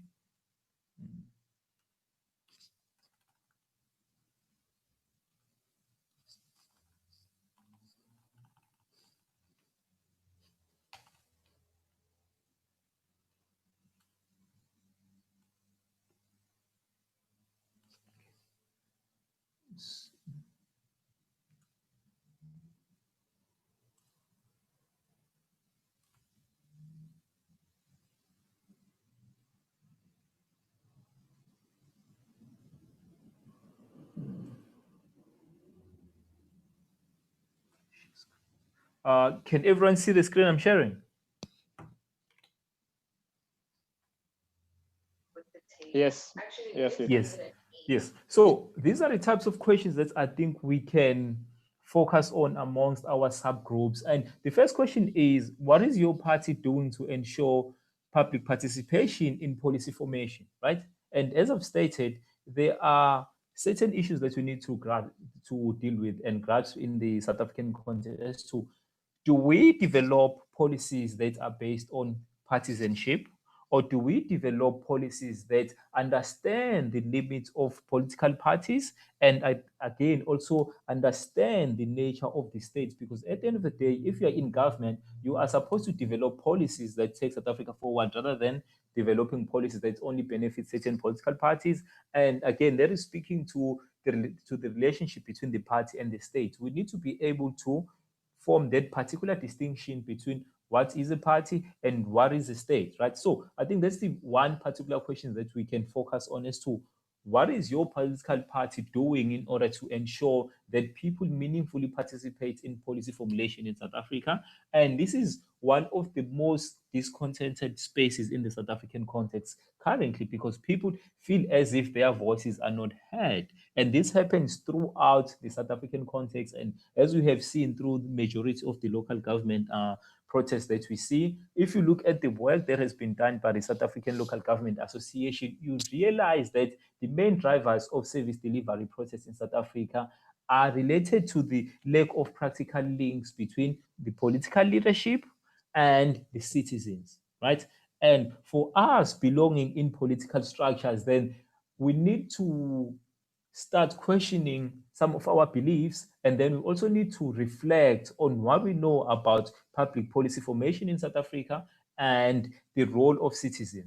And then the second question is, what challenges inhibit existing spaces of public participation, right, in policy formulation? So what can we identify as some of the inhibiting factors or factors that act as barriers to people meaningfully participating in the formulation of policies? It can be in the case of IDPs, it can be in the case of coming up with development policies. For example, we live in a society whereby close to 60% of the youth is unemployed, right? But then how many youth policies do we have? How many of those youth policies were informed by the youth themselves rather than coming down from a top to bottom structure, right? And then again, the third question is, how can we then improve these identified spaces that we have? How do we then move forward from the current barriers that we have inherited again from the apartheid backlogs, and currently we are also that are also manifesting in the post-democratic South African context? So I think these are the particular questions that we can focus on for 10 minutes, and then we can have a discussion on them. Spa, I believe that you were trying to start with our breakaway groups.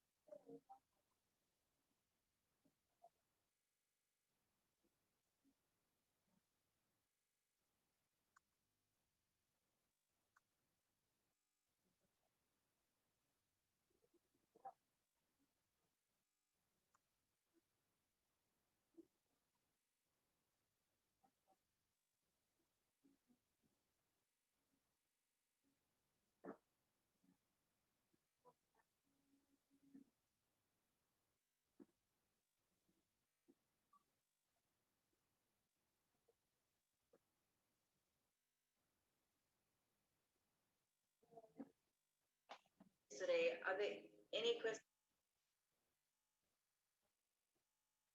How it's applied once you start up your own business, then yeah, you're definitely able to do that. I have no ties of this thing. You're able to know I'm selling it. I don't want anyone else to sell it. Yo, man, whatever makes your money, I'm here to help.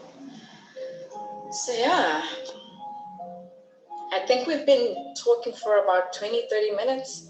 Any questions? Any questions? Any questions?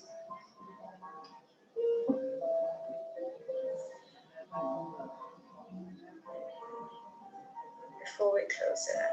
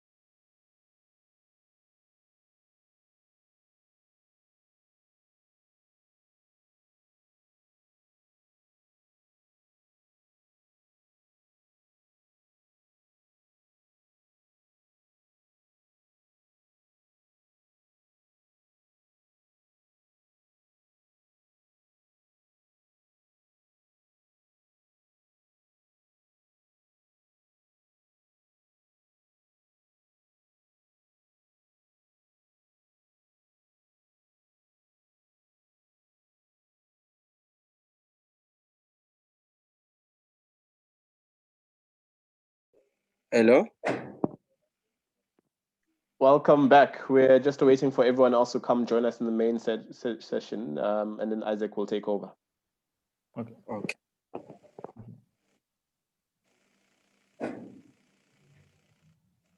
Bab Kambule, go for it. Yeah, okay. Thank you, guys. And I believe that each and every group had an informative discussion. And Mubego Soru, you were cut while we were still explaining.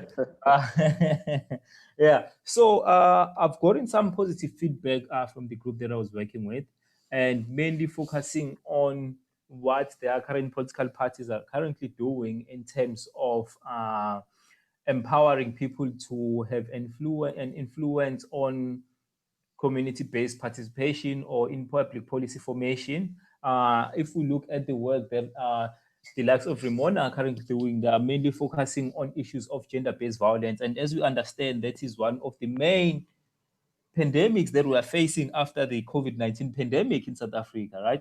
So I believe that this is one issue that we as South Africans need to rise up to, including the issues of human trafficking, because we understand as to what has been happening to our South African women and those again of foreign nationals. And those are policy spaces that the government has been calling on the entire South African society to rise up against, and also come up with certain policy initiatives that the South African people want to see implemented. And we are glad to see that there has been some documentation and some policies that have been adopted by the South African government to ensure that we limit the spread of gender-based violence in South Africa.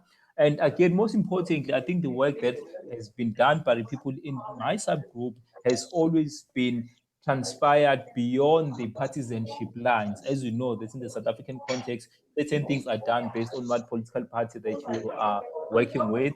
But then I think there is quite a welcome approach to our developmental issues that we are facing. And again, I think in terms of the challenges that inhibit the local spaces of participation, one thing that is coming up strongly is that the national and provincial leaders do not necessarily take time to understand matters at the local level. Despite more than 30 years of decentralization in many developing countries and more than 26 years of decentralization in the South African context, we are also having this particular problem whereby the issue of decentralization has not necessarily materialized to an extent that people necessarily have a voice on how policies are implemented or what policies are adopted by our government and again by our political leadership.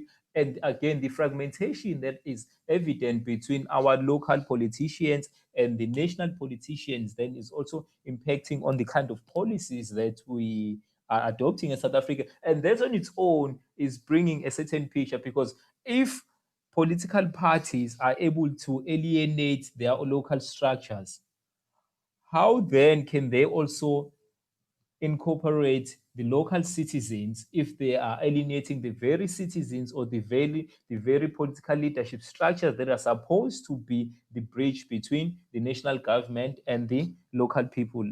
So those are some of the things that are emerging. And again, Ngubeko also came up with some of the suggestions that he had in terms of improving public participation in South Africa, and particularly focusing on the existing policies that we have at the local level.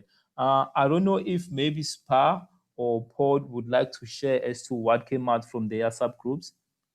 I think let's hand it over to Paul, and then for the other subgroup, either Simone, Sherelle, or Suvina will be sharing. Yeah. Yeah, thanks, Dr. Kambule.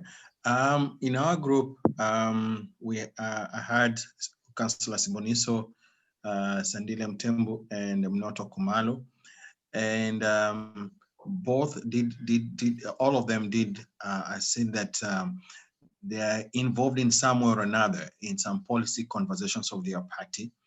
The representation may be varying depending on the context in terms of the conversations to be done, but I was happy to hear that at least there is some level of engagement at their level on policy-related conversations that can influence the betterment of their parties. Yeah.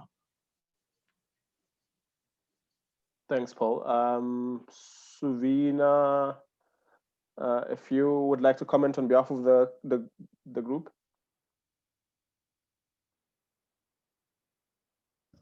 Thanks, Spa. Based on our group's discussion, we've established that as minority parties within the political landscape of South Africa, there are various challenges we experience as minorities in engaging public participation in policy formulation and transformation. And one of those is that the lack of political awareness in the community. It's very hard for us as minorities to even want to sort of engage with the community, because some of them feel like already, why should I engage in political participation with a political party, because I feel like my vote or what I say to them is not going to be addressed. And that is one of a key main issue that we feel we experience on a grassroots level, because they probably feel that because we are minority parties, whatever issues they tell us will not be escalated further. Therefore, we feel that there should be more platforms or resources that help to strengthen that bond with the public to increase public participation in transforming policy formulation.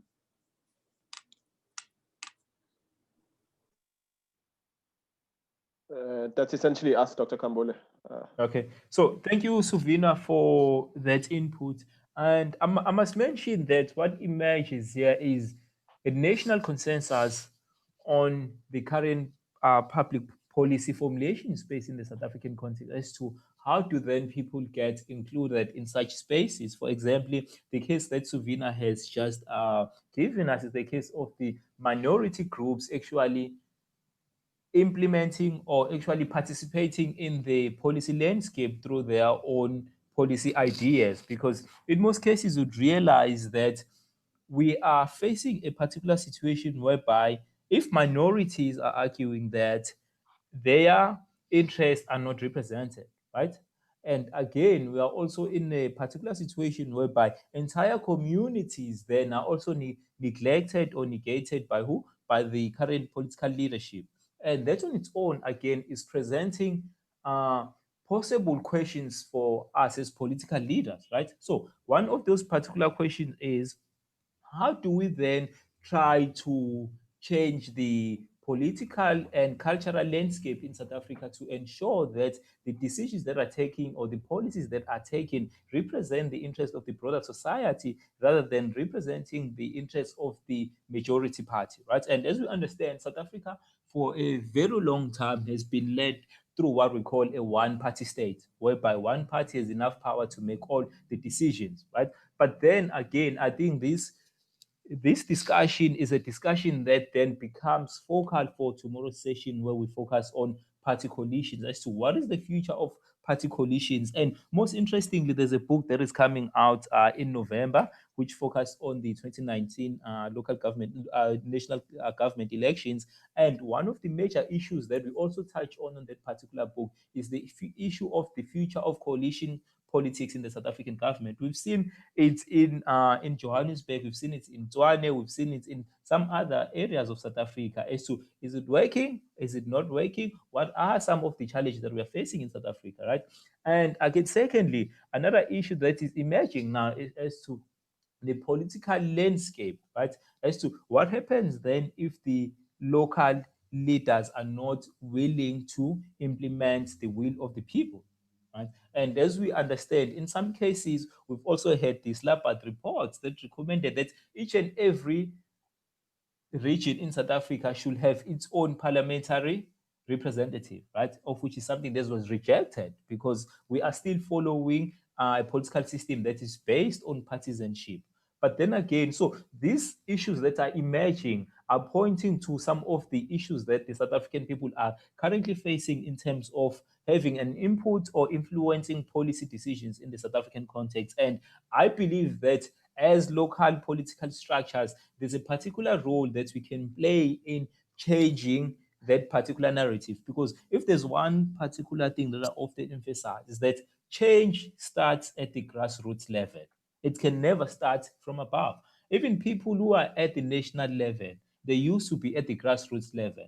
So if the local political structures are able to influence policy outcomes, if they are able to change the narrative on how policy formulation is undertaken in the South African context, then chances are we'll be able to come up with a bottom-up approach that eradicates the current pitfalls that we are facing, or the current disadvantages of the public participation system that we have in South Africa. I don't know if anyone wants to add to that before we move on to the next section.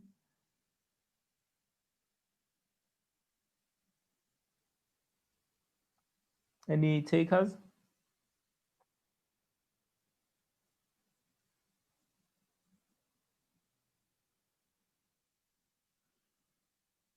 Okay, I guess we do not have any takers at the moment. So for the next section, I hope you can see the screen that I'm sharing. So we are focusing on. No, we can't see your screen at the moment. You can't see. Okay, so let me share it again.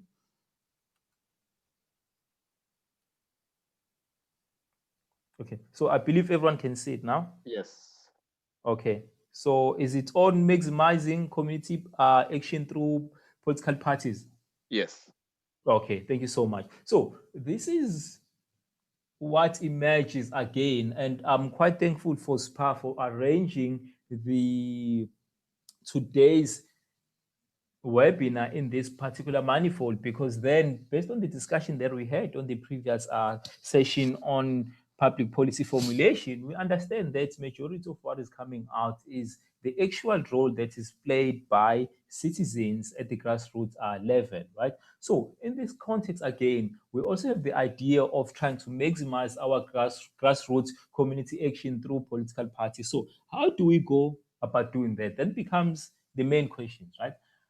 But I want us to take us back to what we call the white paper on local government in South Africa. And that is one of the most informative and most participatory papers that has been implemented in the South African context, right? So they have the idea of a developmental local government. So what is, again, the developmental local government? So based on the work that has been done by many South African policymakers in the early 1990s, they come up with this idea of a developmental local government, which is defined as a local government system that is mainly committed to working with citizens and groups within certain communities to ensure suitable and sustainable ways of meeting the social, political, economic, and material needs, and improve the quality of life for all citizens, right? So that on its own is something that is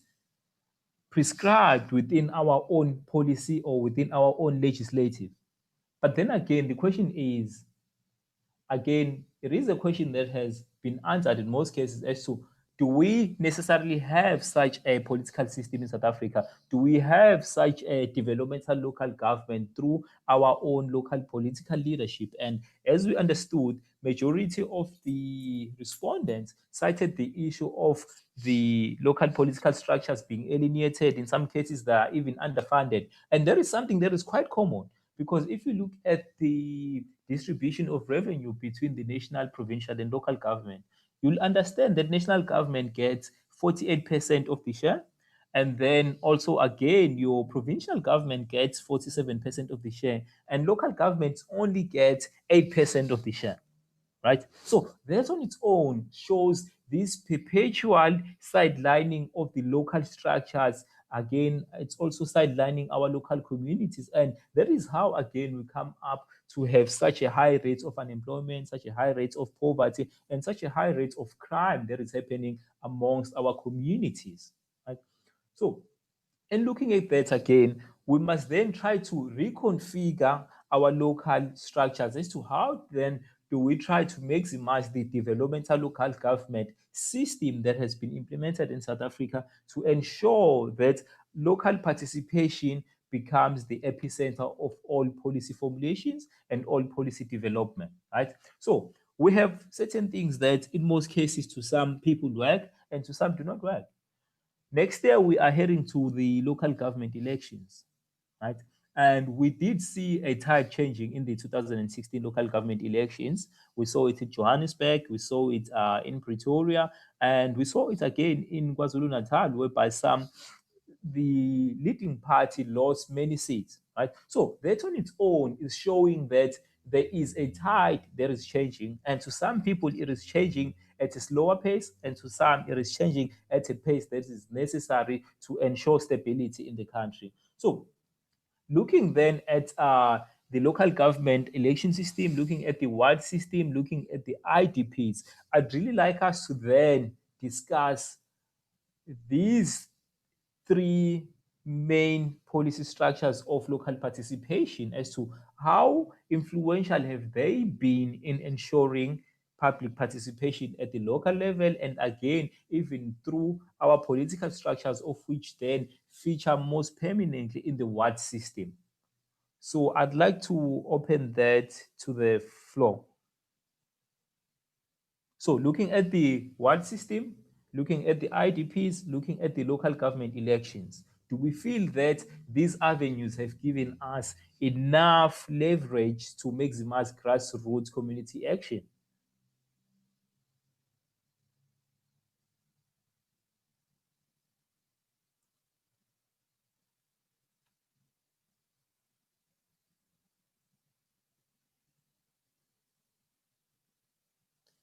Okay, Noto, you can go ahead.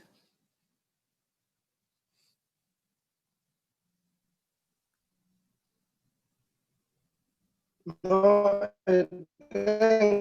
thanks for this part. We've been deprived a chance on this because the politics in wards and the local government in its entirety has been compromised, because it's only we're in the receiving end of everything. The process is everything starts from the central or the national leadership, national parliament to municipalities and stuff. On what these things are just by the way. That is why we're even seeing a lot of strikes and lots of independent candidates coming from these political parties. Because even before, let's say we were going for what one wants to go for what councillorship, you'd find that a regional or a provincial strike will sabotage the person to an extent that the membership of those members. So local and what politics has been infiltrated, and there's no space for growth in that politics. Firstly, for you to find space, you need to be a sweetheart or a darling of the regional or provincial leadership. So that is the problem we're facing on what basis. So I don't know, but I think the system must be inclusive, and the view that have been raised by the EFF. Let all elections take place in the same era. If we're having national elections, provincial and local elections at the very same time, leadership of provinces bully or try to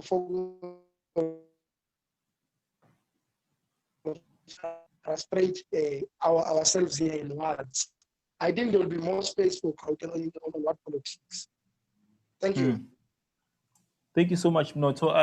I think you've made some quite useful points that we also need to take into consideration looking at the current landscape as to, again, it's something that is also linked to some of the problems that we are having, because we find it that even local government officials are not accountable to the people. They're accountable to to their mother party, or they're accountable to their mainstream or body political party, right? And that on its own is creating a lot of confusion in the South African context, right? And we've recently seen this amongst the decisions that have been taken by the leading party that says a certain individual will be taking a leave of absence for certain reasons. But then again, there is conflating the state with the party, because the party cannot take decisions on what happens to a member of the parliament, in most cases, a member that is supposed to be subjected to the scrutiny of the parliament. So you find parties taking decisions that are supposed to be taken by governments and not by parties, right? In as much as you are the governing party, there are certain decisions that you take as a government, and then there are certain decisions that you take as a party. So that on its own, in a nutshell, covers some of the challenges that we are facing at the local level, whereby ward councillors are not necessarily accountable to the very people who elected them, but they are accountable to who? To the regional political party. And that on its own is breeding a particular system that is removing power away from the grassroots level and centralizing it within political structures. So then the question is, how do we then decentralize power from a decentralized system again? Because that seems to be the case, that through decentralization, political structures were able to also centralize power within them and not within communities. So I'm also going to allow everyone to contribute.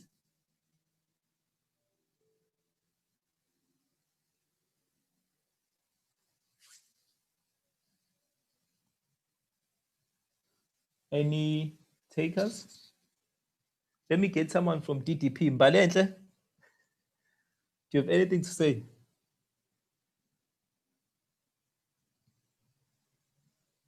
Hi, I'll start a minute before. Okay, Spa, please. Yeah, I think what was interesting for me in the previous discussion specifically, and I hope that based on the program, I think things are flowing really well, and I think you've highlighted quite a few key points. When we look at how grassroots communities themselves are engaged, if we reference the discussion that we had earlier with Ramona around going to where people are and actually engaging them at community level, we need to try and ensure that we don't lose it somewhere along the way, especially when, part of the other discussion was about how caucuses construct or prioritize certain issues at parliament, prioritize certain issues at council.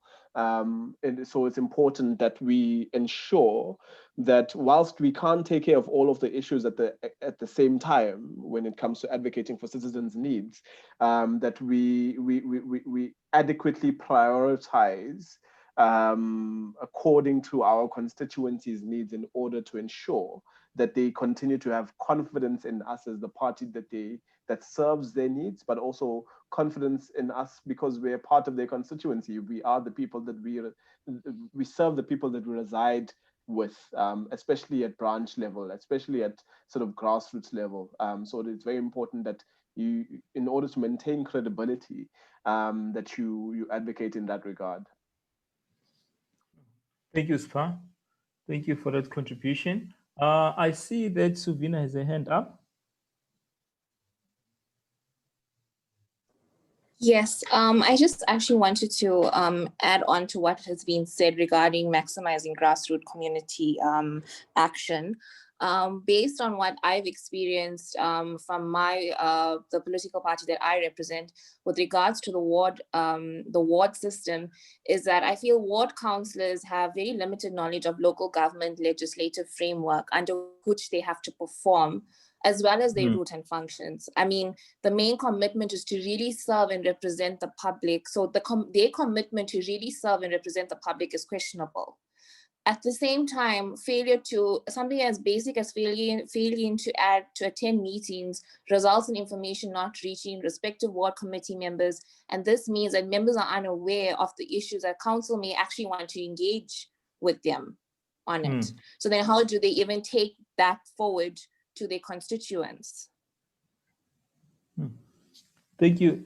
Thank you for that contribution. And I think that's one of the focal points that SALGA has emphasized, that there's a need to ensure the local government officials, including local government councillors, get training based on the work that they do on a daily basis. And again, these are things that we are seeing, because if you have in office people who are not necessarily well educated on what they're supposed to be doing, then you have an issue. Or if they are not well trained on the work that they're supposed to be doing, you have an issue, because you get people sitting in communities or sitting in certain structures of the municipality and taking decisions without any necessary background of how things are supposed to be done, right? So I also see that Ramona has her hand up. Yes, thank you. I'd also like to state that at ward level, I know with us as the DA, our councillors constantly engage with the people and have meetings. But I've also found that, you know, when you acting as a PR councillor, of which I've had quite a few often, that PR councillors get to work harder than the actual councillor. I'm going to give a case why I'm saying this. Maybe ANC is now in that ward, and then I'm a councillor, a DA, a PR councillor, because I did not get elected in that ward. The DA will give a lot of information to the community and try their best as a PR councillor to give that information and be informative. And then you get someone who is sitting and they actually supposed to be giving that information and doing and working together with that PR councillor, and that doesn't actually often happen. So we need to also, you know, have this process where people work together, irrespective of what political background you come from. But if you've been elected to that work, you need to do that work and not expect someone else to do it, and you just sitting and relaxed and getting paid for doing nothing in that ward. So that's also one of the challenges that we have, where as a PR counselor, you're working harder than which is, for me, is not a problem. But why do we have to pay a counselor for something of which they're not doing in that ward? And as a ward councillor, we need to give information to people and make sure that they know who the ward councillor is, who the PR councillor is of that ward, so that they know who to turn to when you know there's issues of service delivery and stuff like that. Sometimes there's people who don't even know the councillor, but they've been elected to that ward. So that also is a challenge. I'm not saying it's a challenge within the DA. I'm saying of what I have heard and what I've experienced. Thank you for that contribution, and I believe it's a challenge that most political parties will attest to. And again, those are some of the things that most people or most authors have cited as things that need to change in the South African context. Is there anyone else that would like to contribute before we move to the next item?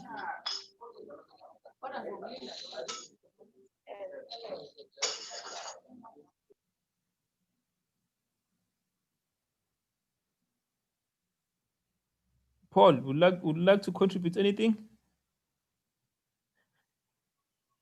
Yes, thanks, Doctor. I would like to add, I'm just curious, based on Ramona's comment there, are there any mechanism in any party that do hold such councillors to account? I think it's a gross situation when individuals are paid for doing nothing. And that is really unacceptable. And if it's done by political parties, how do we expect ordinary citizens to really do better than that? So I would like to know if there is any mechanism in any political party that do hold such representatives to account at any level. Yes, I think that's a fundamental question, Paul, and I think it goes to all the political parties that are represented here. How do we ensure that members that are deployed by our political parties actually serve the interests of the people and actually do their work, right? And I think that's one of the fundamental things that we are having, because sometimes we elect local government officials or even national government officials who do not do any work, and they just sit around, they just travel around the country, and they're also traveling at the expenses, at the taxpayers' expense. So now, how do we then ensure that we have a development-oriented political leadership in office that is accountable to both the citizens and the communities as well. And some work that has been done, even in Cape Town again, is the use of a scorecard in a community, right? And that is something that we have not necessarily institutionalized in South Africa, to say we as communities, we must have scorecards of ward councillors, and if they do not perform to the level that we expect them to perform, then we can use these community scorecards to recall councillors in order to ensure that whoever gets put in that particular leadership position will actually do the job that they're hired to do. That sounds like a great process that's being done. I know, for instance, Councillor Sibisi would correct me in this instance. I'm aware that the DA, even here in Durban, does do performance appraisals even for their councillors, and so at least that's one mechanism that I think most political parties should try to employ. But yeah, that's a very important point that Paul has picked up, as well as Ramona, in regard to mechanisms to ensure that we hold people accountable, especially when they are meant to be representing citizens in these community offices. Yes, Councillor Smith. Well, thank you very much, Chair. You are quite correct. We do have mechanisms to actually make councillors account. So I'll just give a basic example. When usually councillors meet once a month for a council meeting to make decisions. So all the councillors in the city will come together, PR and ward councillors, to vote on certain implementations, whether it's rate policies and stuff like that. Now, for example, as a councillor, you can take leave if you're not feeling well or for whatever reason. Now, there's no limit to say how much leave you can take. I've seen councillors take leave for 7 months, and I'm not joking. That is serious. Someone takes leave for 7 months, and there's no provision that says after so long, you're no longer a councillor. So ratepayers were paying someone for 7 months for a job they didn't do at all, you know? So what mostly the city relies on is that political parties will have their own processes. So for example, at the Democratic Alliance, we have a process where every 3 months we have a review. So there's a member of parliament allocated to your constituency, your political head, and the caucus leader here in Durban. You are set targets and you have to achieve certain things. So for example, you have to attend 90% of your council meetings and committee meetings. You have to engage and you have to report back how many times did you speak on meetings, what was your input, or are you reading the agendas? So there are mechanisms in our party, I'll speak for our party, not other parties, I'm not sure what their systems are, where councillors are held to account. And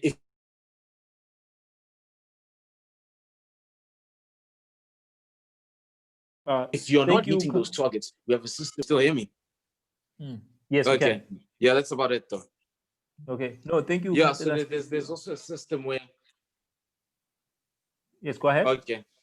No, go ahead, please.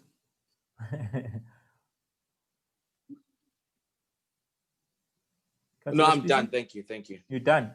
Okay. Yes.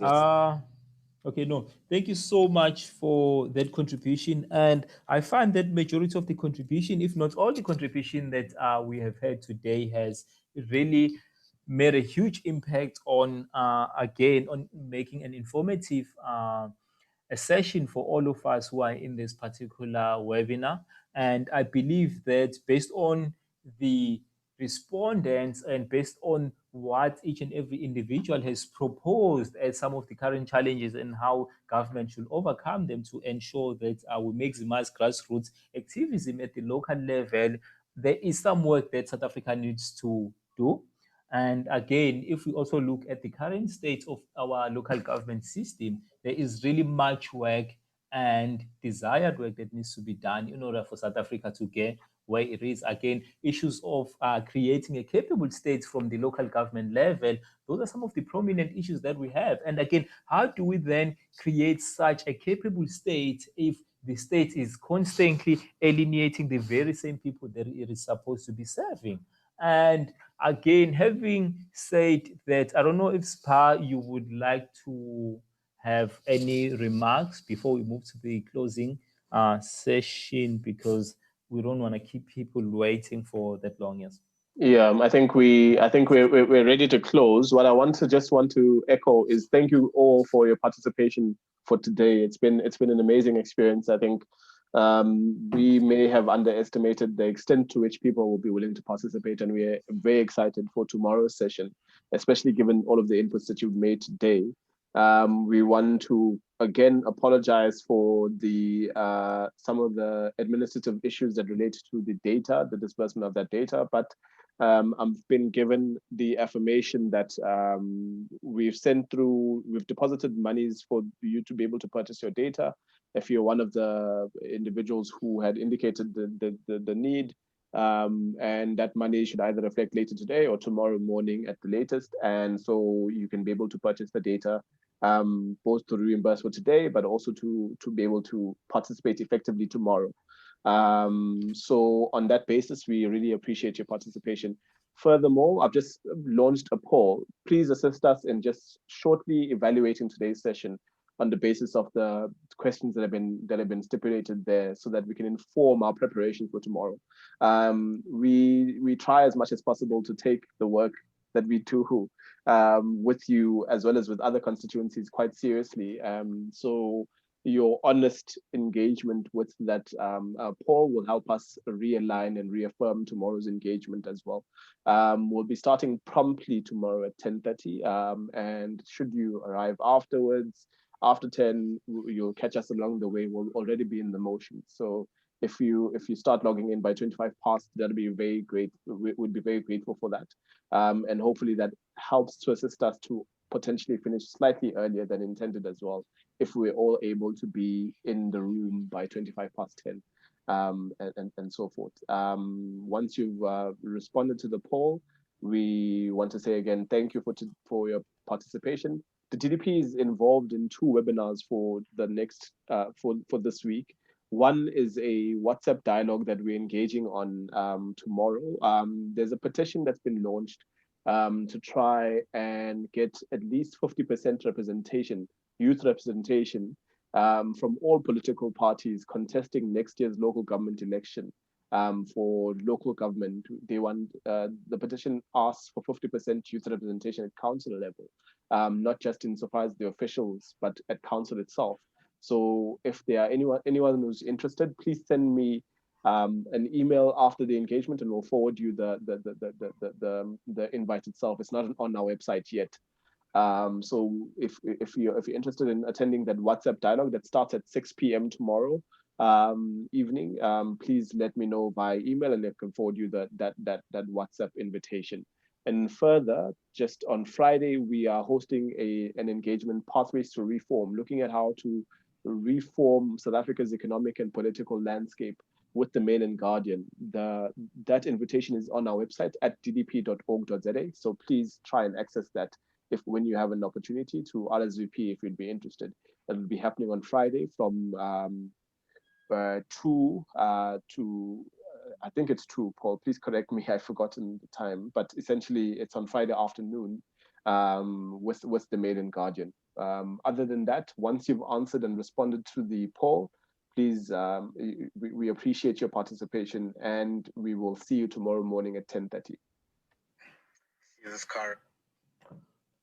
Yeah, so thank you for everyone for participating, and we look forward to seeing you again tomorrow. And as I've mentioned, I think majority of the discussion that we had today is also linked to what we'll focus on tomorrow, as we are ending on issues of grassroots participation and some of the challenges that we have within our political structures. You'd realize that tomorrow we are focusing on issues of party coalitions. We start off by focusing on civil society as an untapped resource towards building political capital, and then we'll also move to focus on party coalitions and alliances, and then conflict management. And that is basically based on, again, on some of the things that emerge from today's session, and we look forward to discussing them further tomorrow.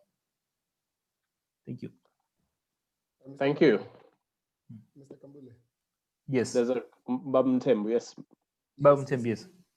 Yes, can we be given the agenda for tomorrow, please? The agenda. Okay. It's on the screen. I'll also email it to you. Thank you, sir.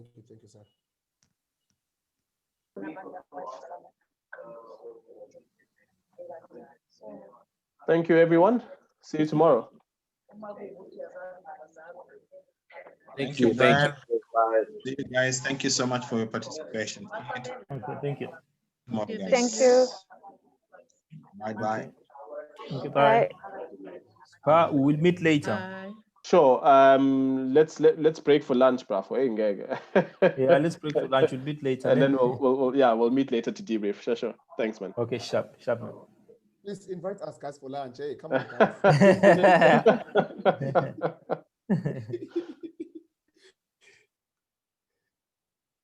No, I know, guys, that we are around Durban. COVID-19 doesn't allow, leader. Hey, thank you very much, leader. I need to go now. All right, indaba yedatha ngalungiseleki mina ngapha. Izoreflecta mhlambe ntambama noma ikusasa ekuseni bafo. I know, sengize ngenza iplan kodwa ku right. Uzozireimbursa bakuthumelela imali via your bank account. Hayi sizo replace ngoba ngithenga 20 gig. No problem. Hey. All right, thanks. Sure.